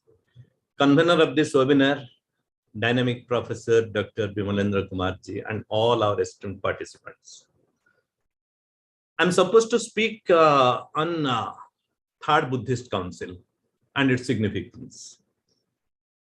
As you all know, it's already been spoken several times. The Third Buddhist Council was truly unique and different than other Buddhist councils, as it had opened a gateway to the world over in spreading Buddhist ideals. The Third Buddhist Council took place about 236 years after Buddha's passing away. It was held in Asokarama in Pataliputra with the royal patronage of King Ashoka. The elder Venerable Moggaliputta Tissa selected around 1,000 monks to recite and reaffirm the Dharma and Vinaya. This took 9 months to complete. This occurred, as Dr. Mahendra Singh earlier told, that this occurred at the 17th year of the rule of King Ashoka, when he was 72 years old. Ashoka used his, as you all know, all his vast wealth to build countless stupas. They say, some say more than 80,000 stupas, temples, viharas throughout India, and provided generous support to the Sangha. He ruled the country based on Dhamma, but this led to many unwholesome and greedy people joining the Sangha, who held wrong views and preached heretical teachings. This prompted King Ashoka to organize the Third Buddhist Council. That was the main reason, but that also started the journey of Buddhism to other countries. The Third Buddhist Council purged the Sangha of these bhikkhus who are not spiritually fit to be part of the Sangha was the other major reason. Simultaneously, he tried his best to usher in a new civilization in the world that enriched with message of truth, non-violence, peace, and above all, establishment of an equalitarian society. And what was really achieved from the Third Buddhist Council? The Theravadan teachings, which were challenged by certain forces, they were considered orthodox.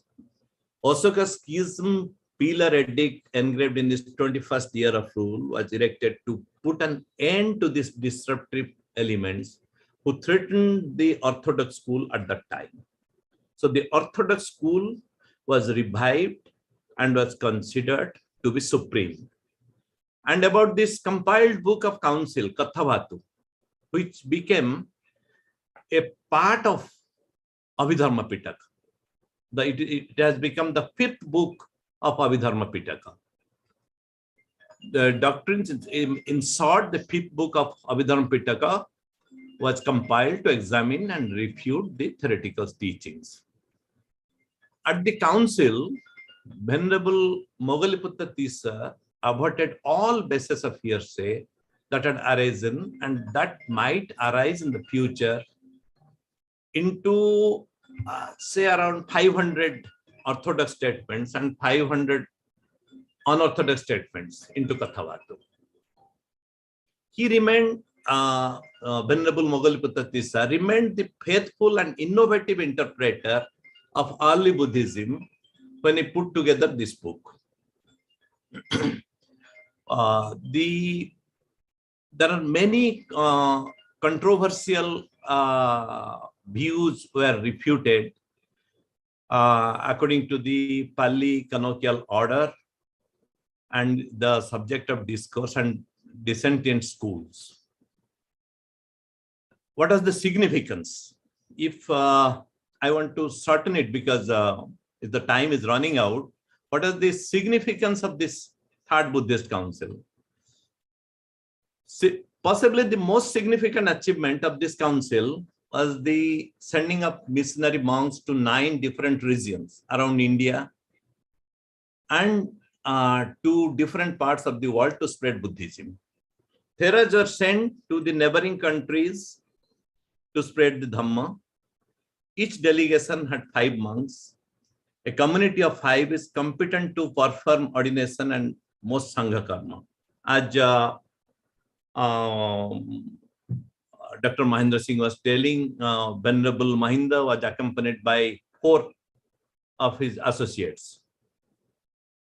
So the overseas missions, these 5 monks had gone to Kashmir and Gandhar. Gandhar was in then northern Punjab. Then south of Vindhyan mountains and northern Gujarat, Kathiawar, Kutch and Sindh. Country this around Maharashtra, the modern Bombay side, and northwest frontier, and Himalayan region. As you all know, Himalayan region later on in 8th century, Guru Padmasambhav went to spread Buddhism. But during those days, Asoka's time after the third council, a group of 5 monks had gone and started propagating that religion, which became a part of their born religion, which was the prevalent religion, as you know. And this Subarnabhumi, this Myanmar, Thailand, Java, and Malaysia, and Sri Lanka. Among all these 9 regions, the Dhamma missions to Sri Lanka and Kashmir and Gandhar were very successful, leading to the long-term presence and dominance of Buddhism in these areas. The most important and successful mission, as everybody knows its history, that it was to Sri Lanka, which was led by King Asoka's own son, Most Venerable Mahinda, who converted the Sri Lankan king. That has also been discussed, so I will not elaborate. And king and his eventually all his subjects into Buddhism, he has converted. The Tripitaka was also brought over and eventually compiled into writing in Sri Lankan language about 275 to around 300 years later. So King Asoka, as Madam Nikki has rightly said just before, King Asoka was deeply influenced by the tenets of Buddhist philosophy, and like an equalitarian casteless society, its propagation of truth, peace, and nonviolence.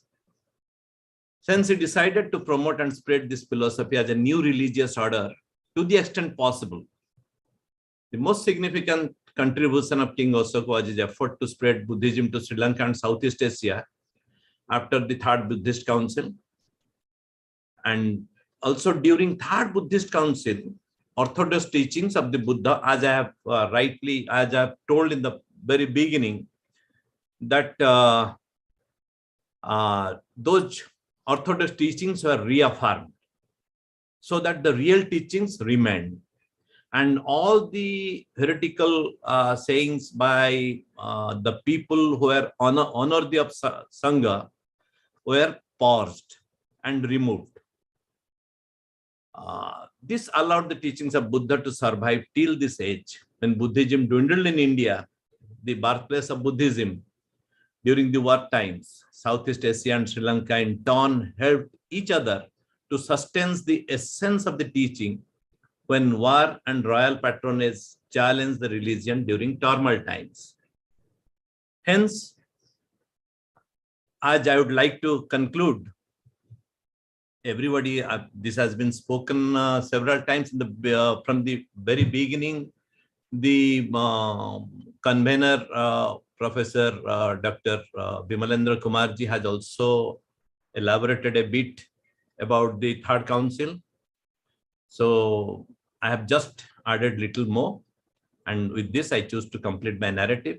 I am extremely grateful to Most Venerable P.C. Thero ji for allowing me to speak in this forum. Namo Buddhaya. Sadhu, sadhu, sadhu. Sadhu, sadhu, sadhu, sadhu, sadhu. Sadhu. Sadhu. I now invite Dr. Ujjwal Kumar from Kolkata, who's the Associate Professor and Head of Department of Buddhist Studies, University of Calcutta, and a member of the governing body of the Maha Buddhist Society of India. Dr. Ujjwal Kumar. Lamaji, most venerable Sangha members, my teacher, Mr. Bimendra Kumarji, and all the participants here. So the topic of the seminar is on Third Buddhist Council and extension of Buddha Dhamma, with special reference to Mahindra's arrival to Sri Lanka. As a student of Pali, I am always curious to know the literature available to us in India when great Mahendra Thel arrived Sri Lanka. What sort of literature he had at that time, and the way he went to Sri Lanka with other 4 or 5 companions, some of his relatives, sisters, sister's sons, sister's husband, he arrived. In fact, if you look historically, you will find that the entire family of Devis, Asoka's first wife, Devi, went to Sri Lanka. This was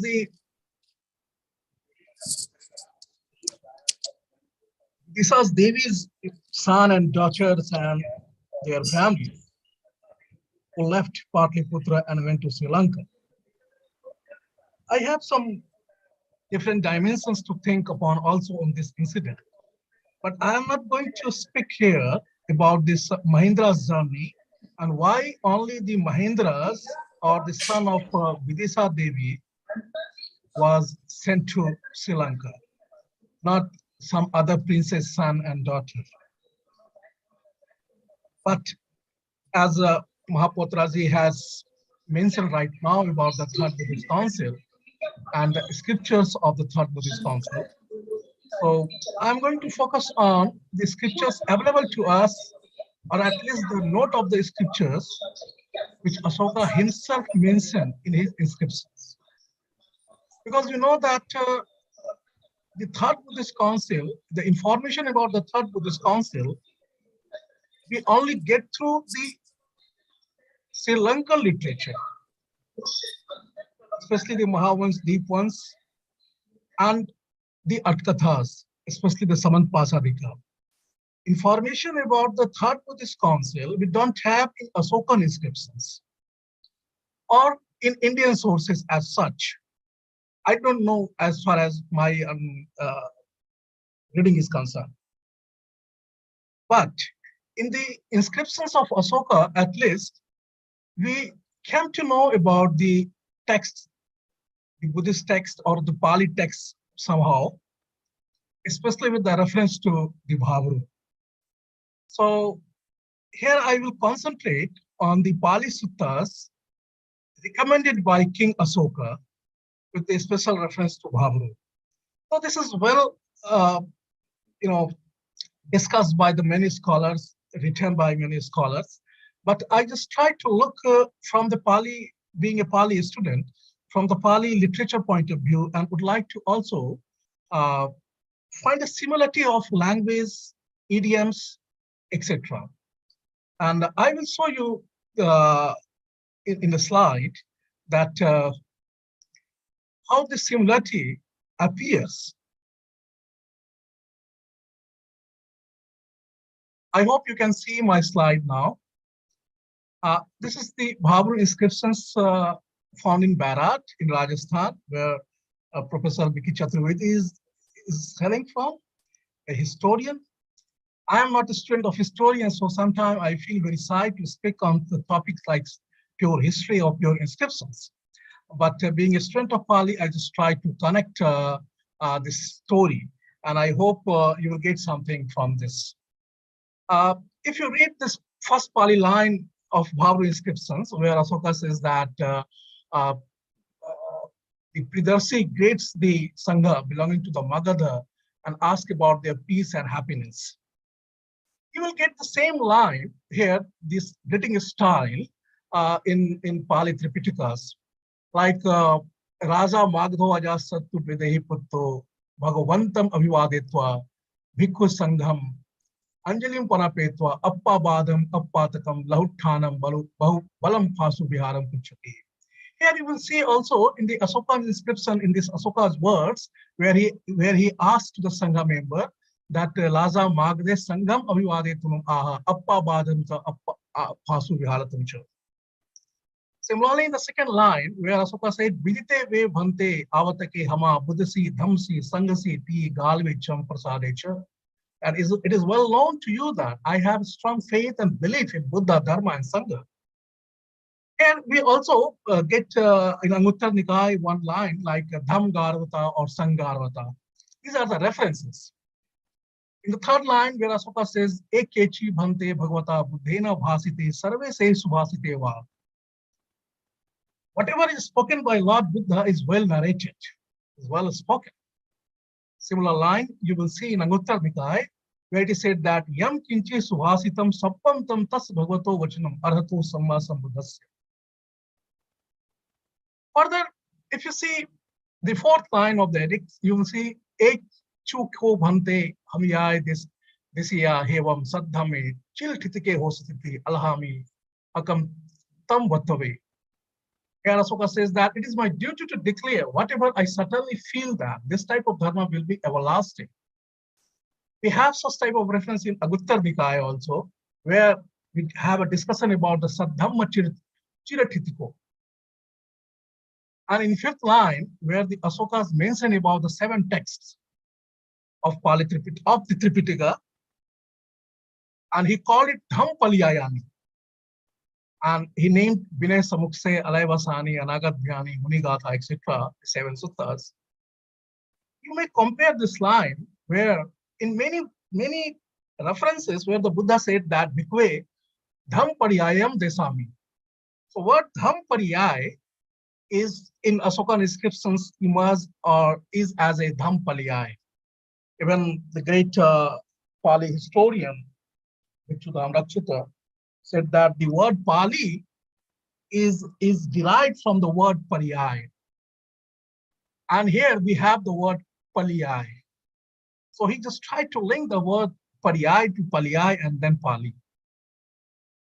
And in the 6th line, you will find similarities of the few words like in the red line you can compare. I'm not going to read the entire line.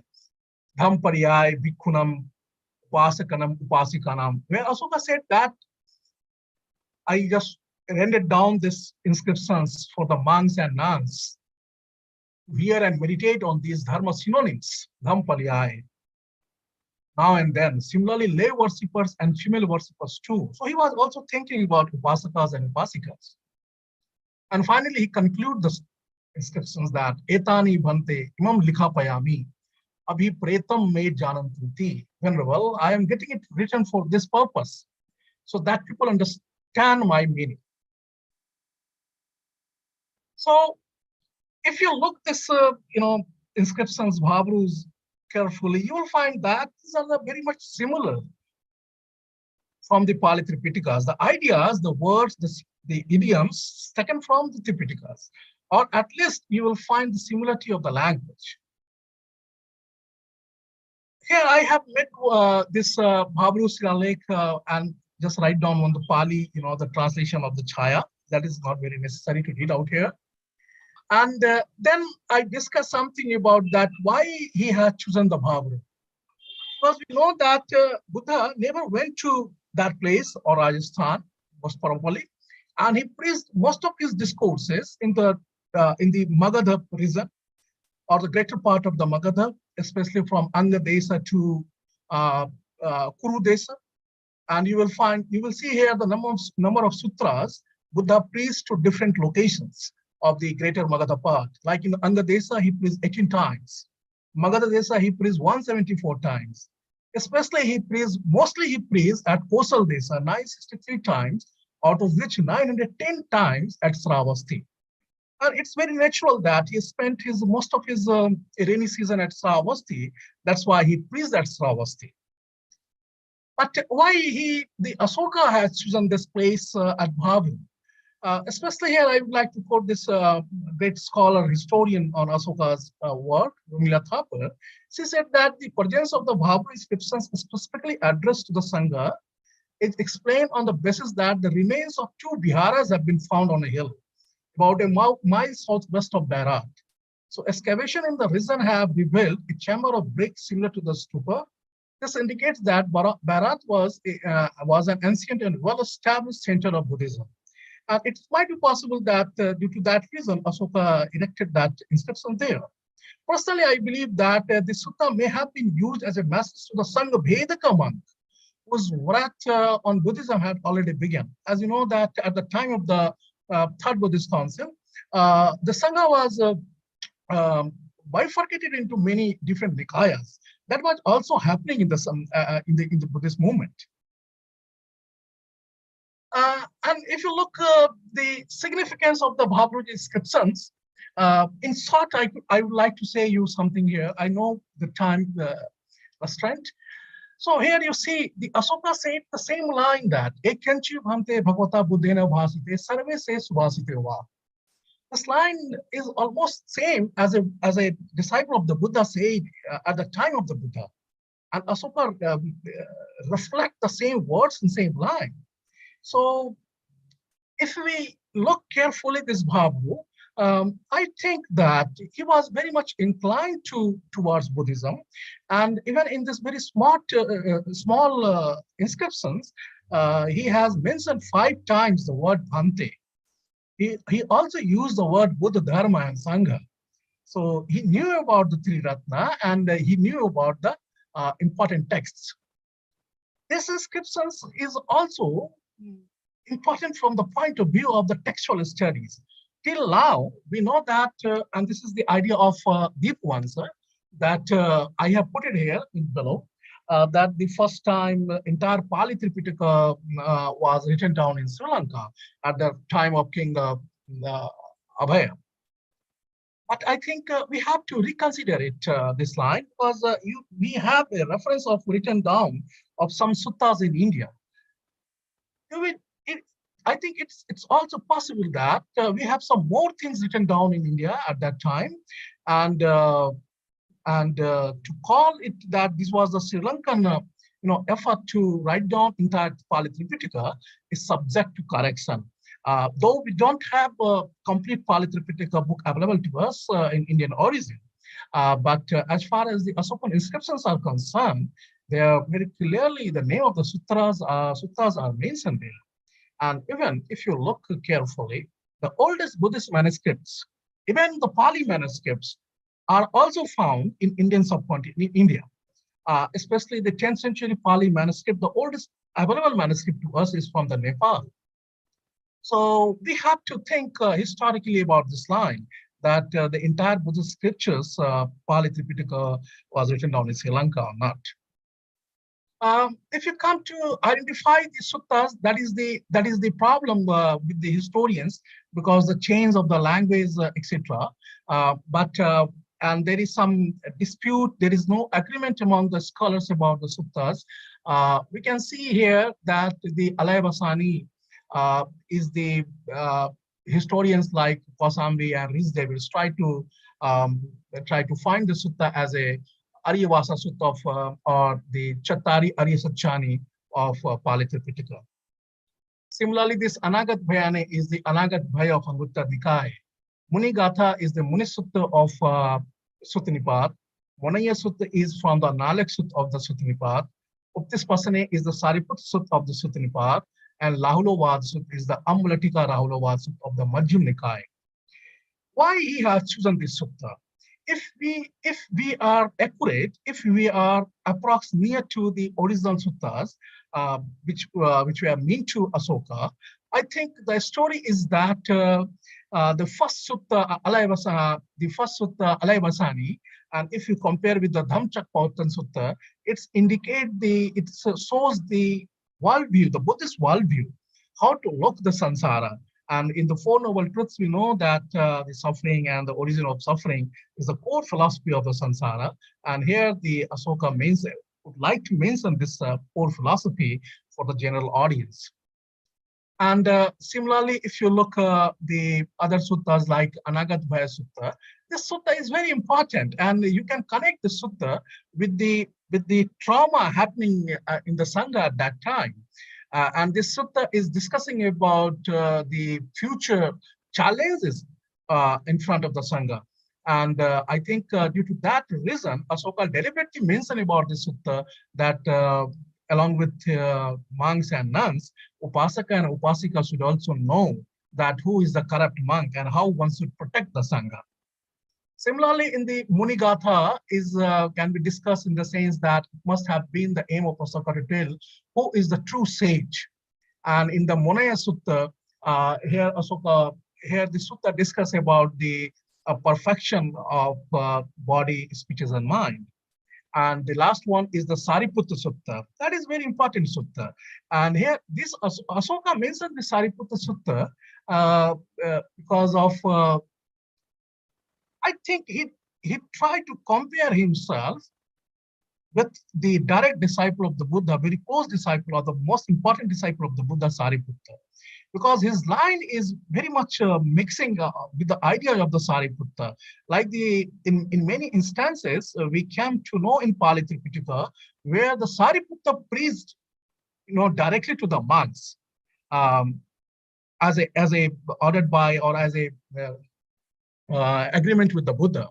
So he similarly, the Asoka also tried to not preaching here, but try to indicate these suttas to the lay followers and to the monks, to the Sangha member, because at that time, I don't think he was a monk, but he instructed to the Sangha member also to read out the sutta in the position, in the parallel position of the Sariputta. And the last sutta, that is the Rahulavad Sutta. Personally, I like the sutta very much. And this sutta was preached to the Rahula directly from his father, the Buddha. And I try to look the sutta in the as a worldly duty of the Buddha. Though he was free from the worldly affairs, but Buddha performed his worldly duty as being a husband, being a father, and being a son. He performed his duty and he joined the cremation ground of his father. He allowed Yasodhara to cry on his feet, and he also praised his son, Rahula. So this sutta is, if one can look from this point of view, even being a Buddha, one is not free from the worldly duties. And I think this Rahulavad Sutta is very important from this perspective. Further, this Rahulavad Sutta discuss about the ill effect of lying. And being a king, it is very important to instruct his companion, employees, and general public to the ill effects of liar. So one must refrain from the Musavada. And that is the motive of Asoka might be that he mentioned the sutta in this Bhavarus. Further, as most of the speakers said about this Mahindra's mission and the different missionaries' missions to different parts of the country and the world. And if you look at these suttas, these are available to us at that time of immediately after the Third Buddhist Council, that the monks or the ambassadors went to different places and they preach these sutras. And these sutras are available to us in our Pali Tripitakas. Like, for example, in Kashmir Gandhara, Bhajantika went there and he preached Asi Visupam Dhamma, and that is available in our Sanyukta Nikaya. Similarly, in Lankadipa, Mahinda and his companies went there and he preached the Devdut Sutta and many more mentioned in the below, like Age Khadopama Sutta, Asi Visupam Sutta, etc. And we know that these sutras are, we can identify these sutras in our Pali Tripitaka. So with this small few slides, I would like to conclude my lecture. We have to look this inscriptions with the the source from the Pali Tripitaka, and I think we could understand Asoka better if we have some references with the Pali scriptures also. Thank you. And once again, many thanks to the Mahabodhi Society of India, Most Venerable Bhikkhu Civil Theology, for giving me this opportunity to speak here. Sadhu, sadhu, sadhu. We have now with us online from Vietnam, Bhikkhuni, Venerable Bhikkhuni Dr. Liu Pha Vidita Dhammaji. She is the founder of the Sunyataranya, Vietnam. I invite Venerable Bhikkhuni Dr. Liu Pha Vidita Dhammaji. Thank you, Dr. Kiran Lama. First of all, I would like to pay respect to Venerable Sivali, the General Secretary of the Mahabodhi Society of India, and Dr. Venerable Bodhicitta from Australia, and the Bhikkhu and Bhikkhuni, also Venerable Dr. Bimalendra Kumar Singh, from the Department of Pali and Buddhist Study of Banaras Hindu University, and also my colleagues at universities, Dr. Uchuan also. Today, first of all, I would like to say thank you to the Mahabodhi Society for inviting me to say something about the greatness of King Asoka and his mission. This topic is my favorite because when I was studying in Delhi University, India, I often go to the Buddha's places for pilgrimage. And the most impressive things when we go to the Buddha places is the Asoka pillars and Asoka's inscription. Some people say that those are, we can say that speaking pillars, the pillars who can speak. Why is that? Because if without the pillars erected by King Asoka, we couldn't know that was a place where the Buddha was born, that was a place where the Buddha got enlightenment, that was a place where the Buddha preached the first Dhamma talk, or that was a place where the Buddha passed away, and many other places. So thanks to King Asoka's devoted faith in the Buddha and Buddhism, and all the important places where the Buddha has put his feet on, he already visited and erected stupas, erected temples and pillars.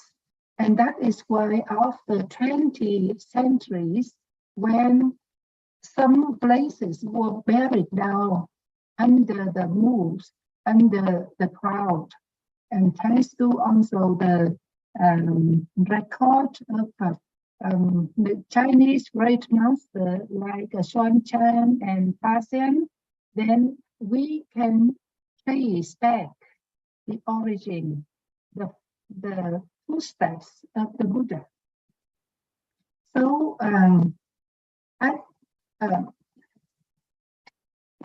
sorry.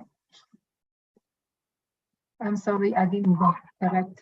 I adjust my my computer because I didn't see my camera. It was not being.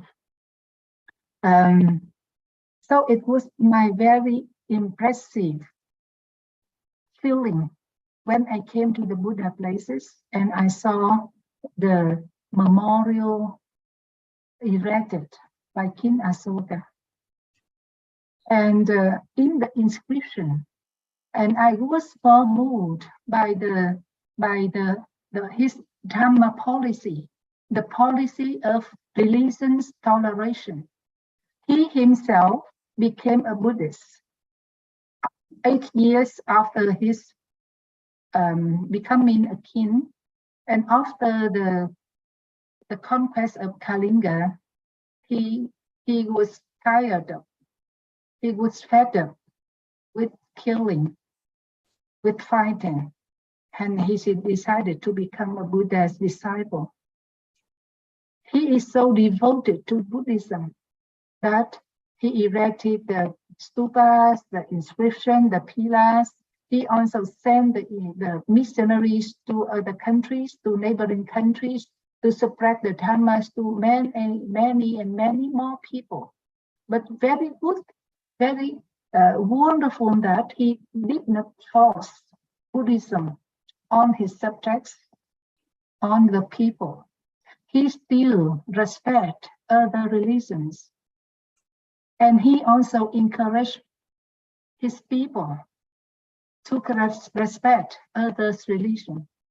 This is very rare because you see that even nowadays, when people are considered to be more open-minded, more tolerant, but still we can see the conflict between religions, between Christianity and Judaism, or between Christianity with Buddhism or with Islamic, etc. So, not only between religions, even among the people in the same religion, even among the sects between Buddhism. Now we have Theravada, Mahayana, and Tantrayana, and you see sometimes it's difficult to have the common voice between the people of different sects. I often met with some Theravada monks who consider Mahayana monks and nuns as heterodox. As some people, some monks even go to the extreme, saying that Mahayana is some kind of Brahmanism in disguise of Buddhism.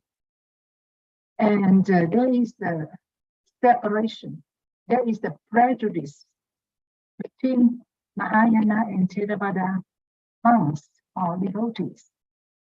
I think that this is due to lack of understanding and lack of sympathy, and even lack of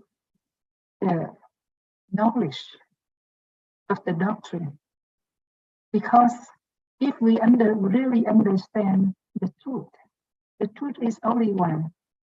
And if you go by this way or that way, if you see the truth is only one. Even the truth in Christianity and the truth in Islam or the truth in Buddhism, if it is the truth, then it is the same. But because we don't know the truth, we only believe in the creed, we only believe in the doctrine. And with our prejudice, we think that what we know, what we believe is the best, and what people know, what people believe is not as good as ours. So it brings to the ideas of seniority and thinking that mine is better than yours, mine is better than theirs.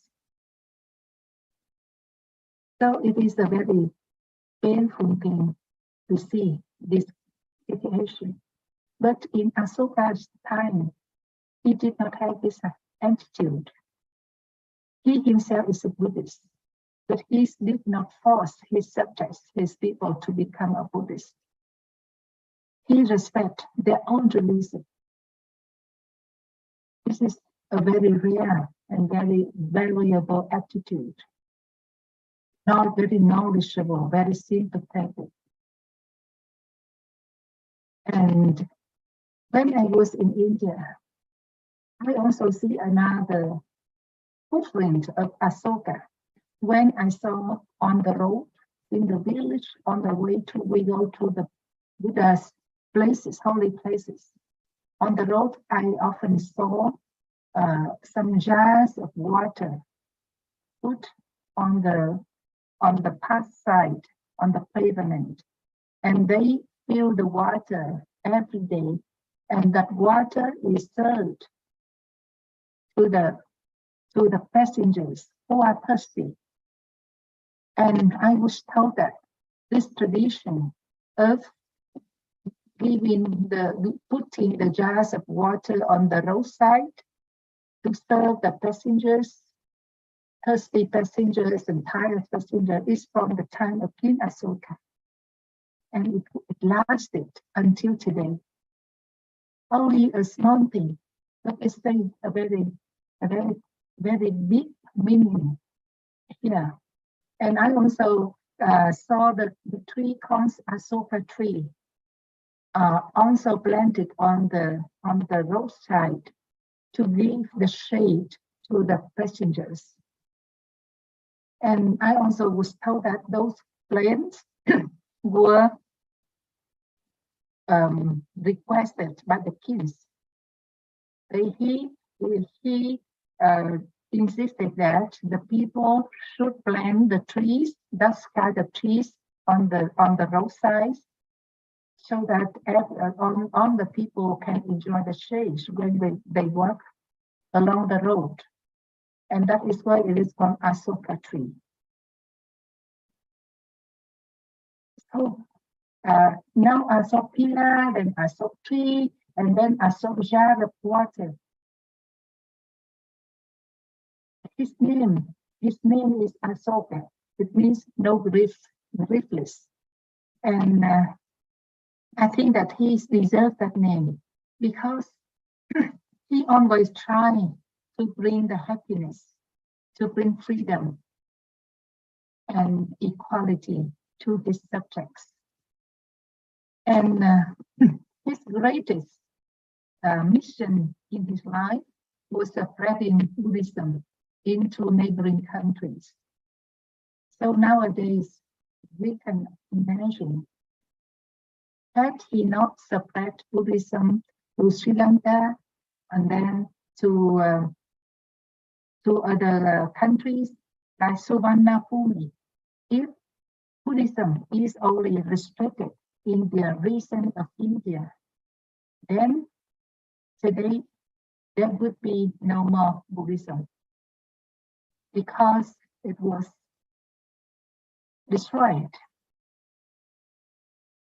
So many, it was destroyed by many reasons until the 12th century to the 13th century. Buddhism left no trace in the Indian life. I remember when I was studying at Lily University, when I was queuing at the cashier to pay for the fee, I was standing next to an Indian students, Indian boy student. So he saw me in the yellow robe and he asked me, "Who are you? Why you wear that kind of robe?" So I told him that I am a Buddhist man. So, oh, Buddhist man. So I thought, do you know Buddhist man or do you know Buddha? Oh, I have no idea. So I was, at that time, I was so surprised that an Indian student has no idea about the Buddha or the Buddhist monks or nuns. And he was quite surprised to see me in the shape of a Buddhist monastic. And in the subject of history, when I was doing MA, there is a topic, decline of Buddhism in India. And in which we investigate what are the reasons that make Buddhism decline in India. And they enumerated quite several reasons. For example, because Buddhism did not have a code of conduct or identity to the people. That's why a person can follow the Buddha teaching, but at the same time, they also follow their own faith. And that makes Buddhism is not very different from Brahmanism or Hinduism. And another reason is that later, when the Buddhist monks and nuns do not observe the precepts very well, then they live in luxury, and then they accept lands and they accept money, and they live in indulgence, and that is why when the discipline declines, the quality of monks and nuns are declined, and that is why when the Islamic invaders came, and it is only they said that the coup de grace, only the coup de grace of the graceful coup to knock out Buddhism, because at that time it was already weak. So at that with this, I think that Indian at that time, Buddhism was so weak and disappeared in the land of its origin. But fortunately, thanks to Asoka's missionaries, and the most successful was by Venerable Mahinda and Sangramita to Sri Lanka, and also to Suvarnabhumi. Nowadays, Buddhism is quite strong in Sri Lanka, Myanmar, Thailand, and even to the northern school like China, Korea, and Vietnam. In Vietnam, we also have the problem of identity, like Indian at the declining time. You know, in the statistic this year, I heard that the government declared that the largest religion in Vietnam is Christianity and not Buddhism.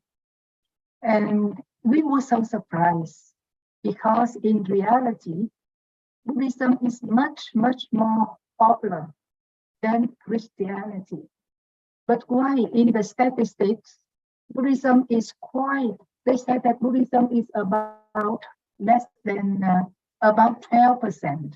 But in reality, we estimate the Buddhism population in Vietnam is about 70%. What is the reason? So today, I was called by a lay devotee.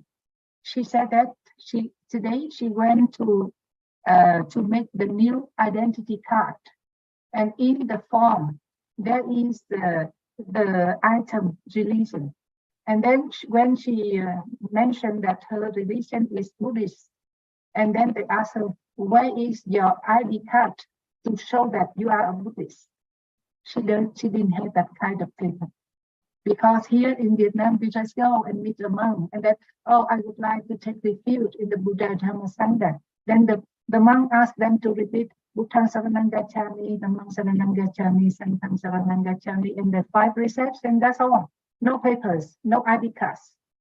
And then when they cannot show out their Buddhist ID card, then they have to mention that they have no religion. And this was repeated by many cases. And that is why, and in Christianity, they have that kind of ID card.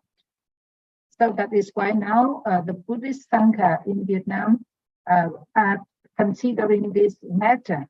And they are thinking of giving some kind of ID card for the Buddhist lay monks and nuns. Monk and nun, we have already the ID card, but in our ID card, we cannot use the Dhamma name. We have the passport name, the birth name given by our parents before we got ordained. And the Dhamma name is quite different. But at least sometimes we can also, in some other paper, we can have both names together. But for the lay people, very few people can get that ID card. And that is why in the reality, we estimate that the Buddhist population is 70%. But in the statistics, only 12% or 15%. So the problem of identity, I think that is also quite important. Even though in ultimate reality, Paramattha, so there is no identity, no monk, no lady, or no woman, no man. But in the Panyati, conventional truth, sometimes it is also quite important to know who are you, or which religions to follow, and some kinds of commitment or involvement, so that we can have a very strong faith and strong devotion to follow the Dharma and protect the Dharma. And King Asoka is a great example for the great faith, great devotion, great mission to Buddhism. And since his time until now, I think that there are no other bright examples like him. His contribution, his level of understanding and sympathy, his greatness is incomparable. So today, I'm very glad that the Maha Bodhi Society selected this team about the great contribution of King Asoka. It gives us the opportunity to think of King Asoka, to feel our gratitude towards him, towards his contribution, and also remind us how we can follow him to protect the Buddhism, to propagate Buddhism, and to bring Buddhism to many people so that people can enjoy the happiness, the liberation that the Buddha's teaching can bring to them. And we are fortunate that even 25 centuries after the Buddha's passing away, we still can access the Buddha's teaching. This is due to the contribution of hundreds, thousands of generations of monks and nuns and lay Buddhists who have sacrificed their lives and devote the whole time and energy to learn the Dhamma by heart, to practice the Dhamma so that they can have some achievement in their life, so that they can prolong the Dhamma until today. And we ourselves also will try to practice first to make ourselves happy and peaceful, and also to help those around us also can enjoy the happiness and the peace and the liberation that we can learn from the Buddha. With this, I would like to conclude my talk. And again, thank you so much for inviting me and also for your listening. May you be well, happy, and peaceful. Thank you. Sadhu, sadhu, sadhu.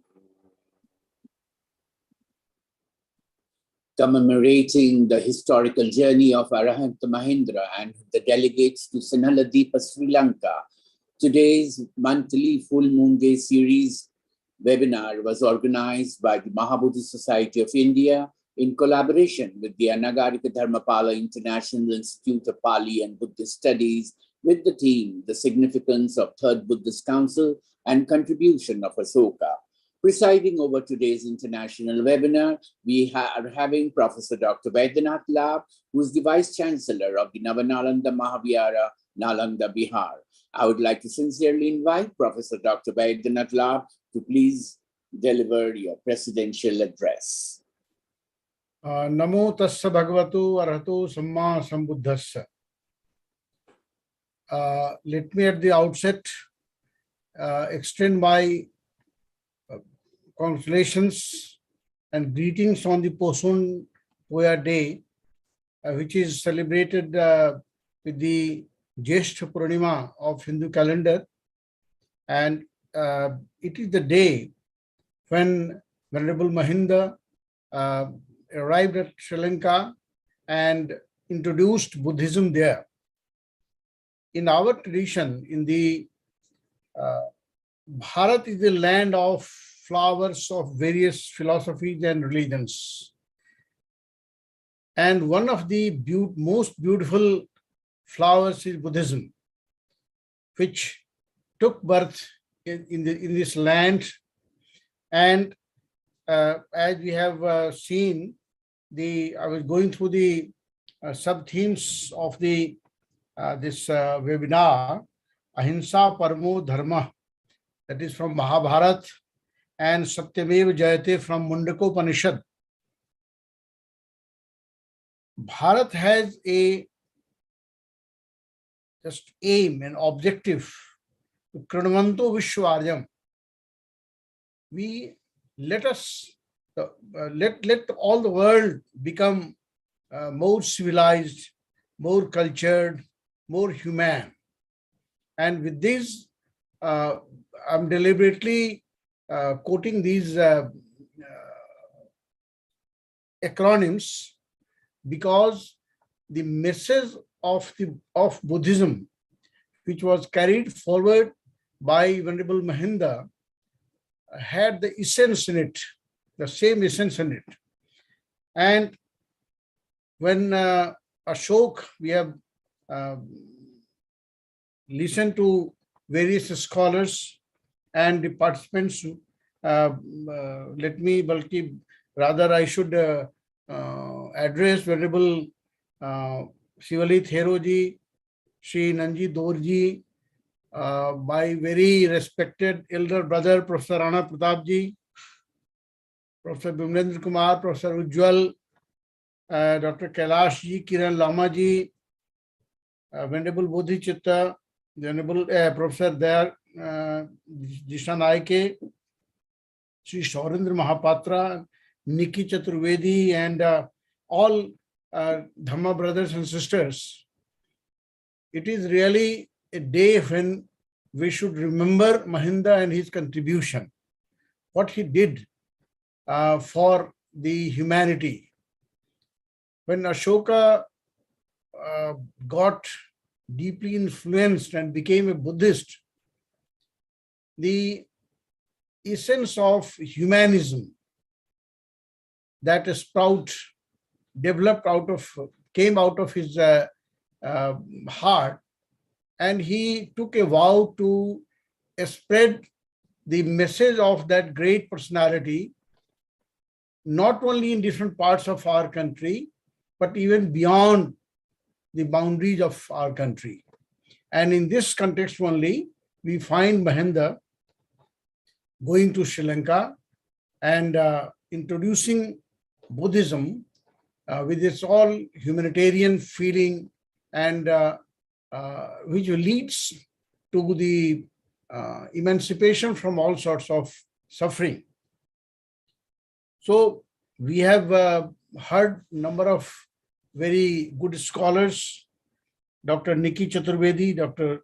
Ujjwal, Venerable Bhikkhuni Liu, Shaurendra Mahapatra ji, Mahendra Singh ji, Venerable Bodhichitta, Professor Dayas Disanaike. I may forget some of the names, but these scholars have highlighted different aspects of Buddhism, containing the essence of humanitarian feelings and altruism, which does not stop anywhere. When we talk of metta, we know that metta is boundless love without any expectation of reciprocation. It's a boundless love, and needless to repeat that the Buddha says in the Metta Sutta that till we are awake, whether we are sitting or lying or eating or walking, we must contain, or we must carry forward the feeling of altruism, the feeling of well-being for all. So that was the thing, that was the point.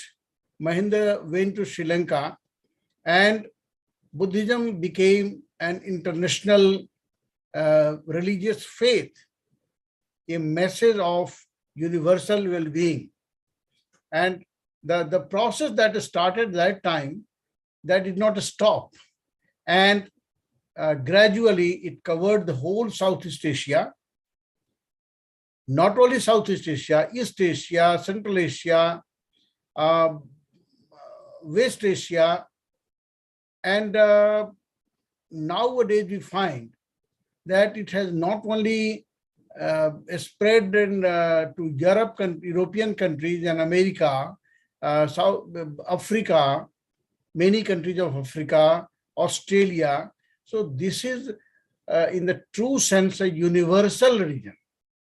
Religion, because dharma is a word which cannot be translated exactly as a religion. Religion covers a very small part of dharma, but since in English we have this only this is the only word that we which is popularly known or best known.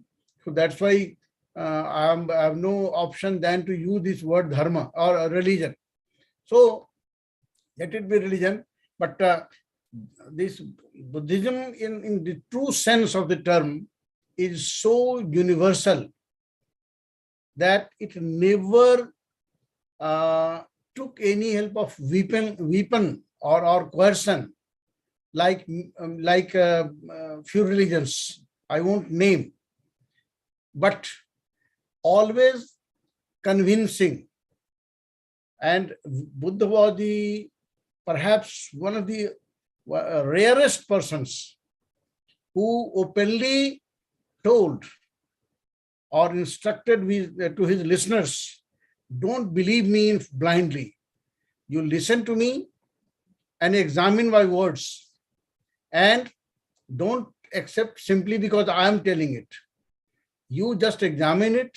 If you get convinced, then you follow. Otherwise, you may reject.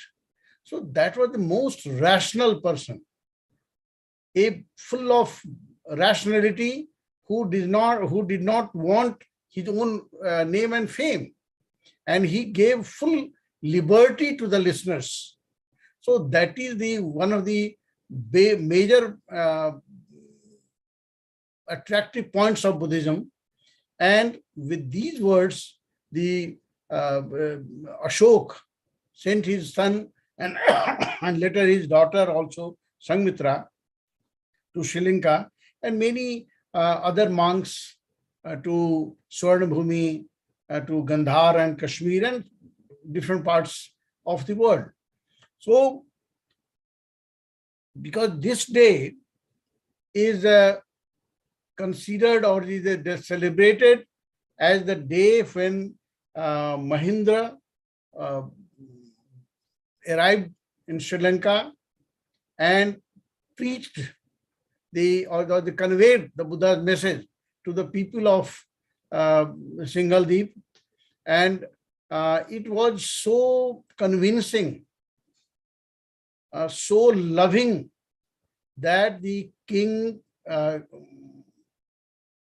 Devanam Piyatissa, he and his royal family members got so much deeply influenced that they did not feel satisfied themselves. Rather, they decided that some nuns should also be sent by King Ashok from Magadh, who could talk to the ladies of royal family and others. And we know it very well that Sanghmitra also went there with the sapling of Mahabodhi tree, which was planted at Anuradhapur, the then capital of Sri Lanka. And we know that the offsprings or successors of that plant is still continuing there. So Buddhism, needless to say, that this is one of the very few religious faith and philosophy that believes in total nonviolence, full friendliness and well-being, a very easy way of conveying to get convinced, does not believe in any forcible attempt, and takes care of every small being, big beings as well as small beings. So I won't like to take much time because various scholars have already focused on different aspects of Buddhism. And this is the day on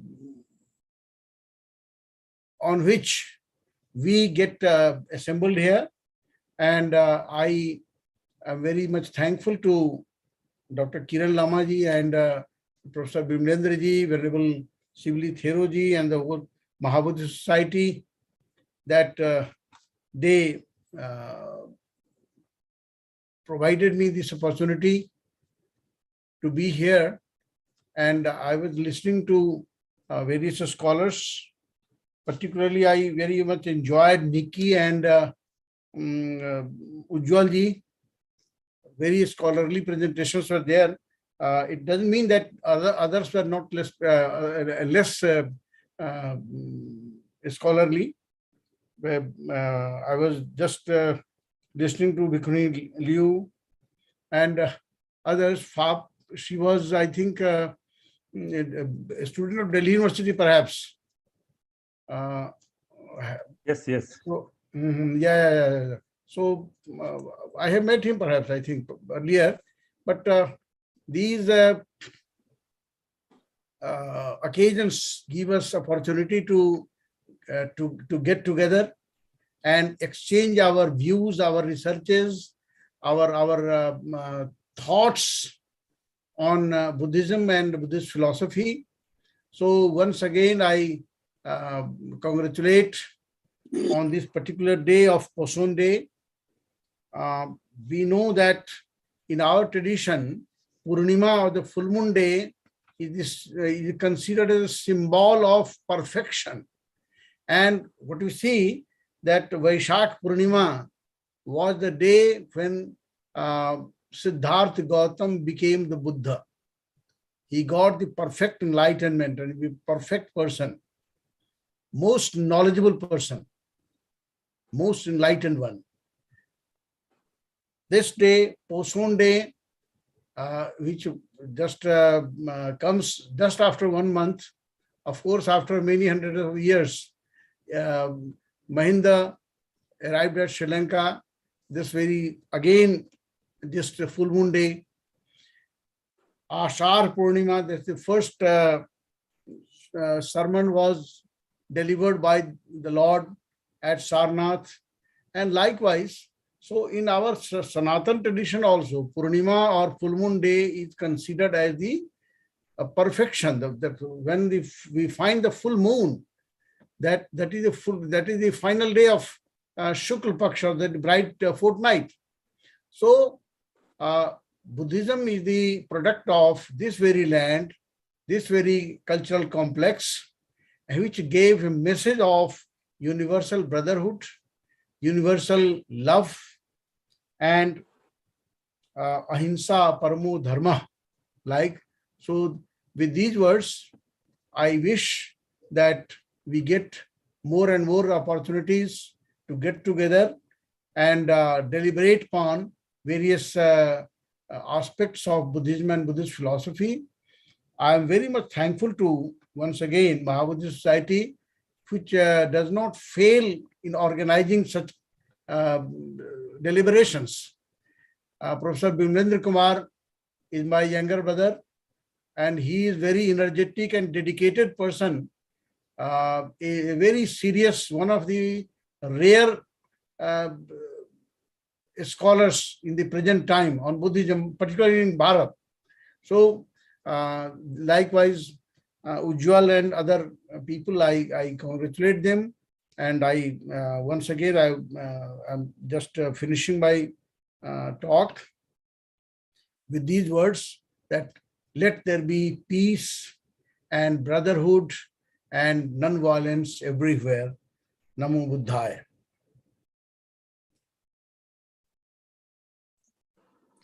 Sadhu, sadhu, sadhu. Thank you so much, sir. Time has run by. On behalf of the Maha Buddhist Society of India and on behalf of the Anagarika Dharmapala International Institute of Pali and Buddhist Studies, Sarnath, I have this opportunity in proposing the vote of thanks for today's webinar, international webinar that was organized with a very important theme, the significance of the Third Buddhist Council and contribution of Ashoka the Great. We have had speakers from Australia, Vietnam, Sri Lanka, as well as from India, that was from Jaipur, Bhubaneswar, Lucknow, Calcutta, and Nalanda, Bihar. First of all, I would like to thank sincerely our chairman who presided over today's international webinar, Dr. Baidyanath Labji, for taking out time and staying so long online besides your routine works at the university, engaging and delivering a beautiful presidential address. We most sincerely and heartily thank you, sir, and look forward for your coordination and cooperation in our future programs too. I would also like to thank all our speakers who spoke very enlighteningly on various aspects. Of course, it was on the visit of the Third Council and all, like Dr. Ujjwal ji and Dr. Nikki, they spoke something which was very more interesting. And I thank all our speakers and look forward for your kind cooperation and coordination in our future programs too. And most, I would like to thank Dr. Bimalendra Kumarji, our convener, who takes painstaking works in organizing these monthly seminars, monthly webinars, who most sincerely and helps the Maha Buddhist Society as well as the Pali and Buddhist Studies. But most sincerely and heartily, I wish to thank Dr. Bimalendra ji, and I would thank all those who are involved in bringing this webinar, presenting this webinar digitally and efficiently.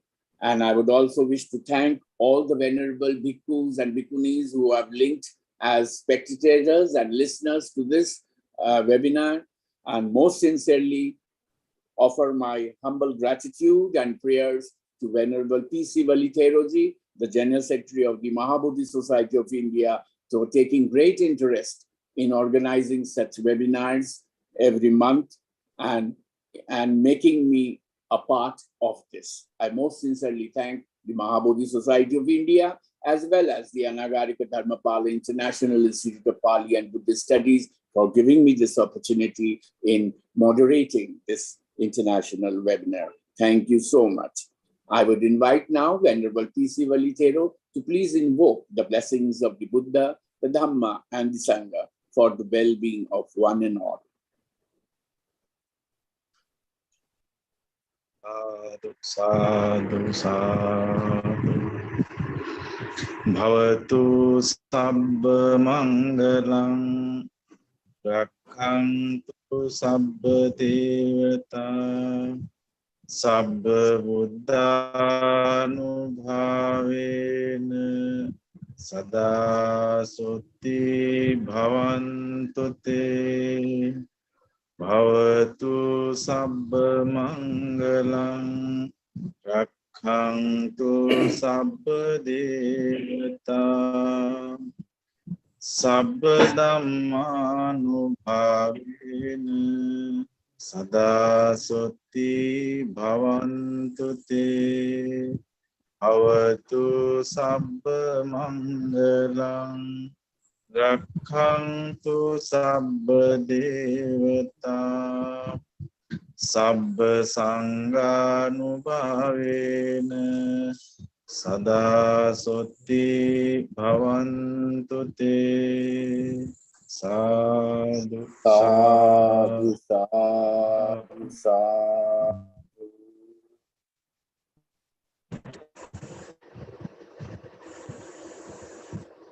Thank you, Dr. Kiran Lama Namo ji, Buddhaya.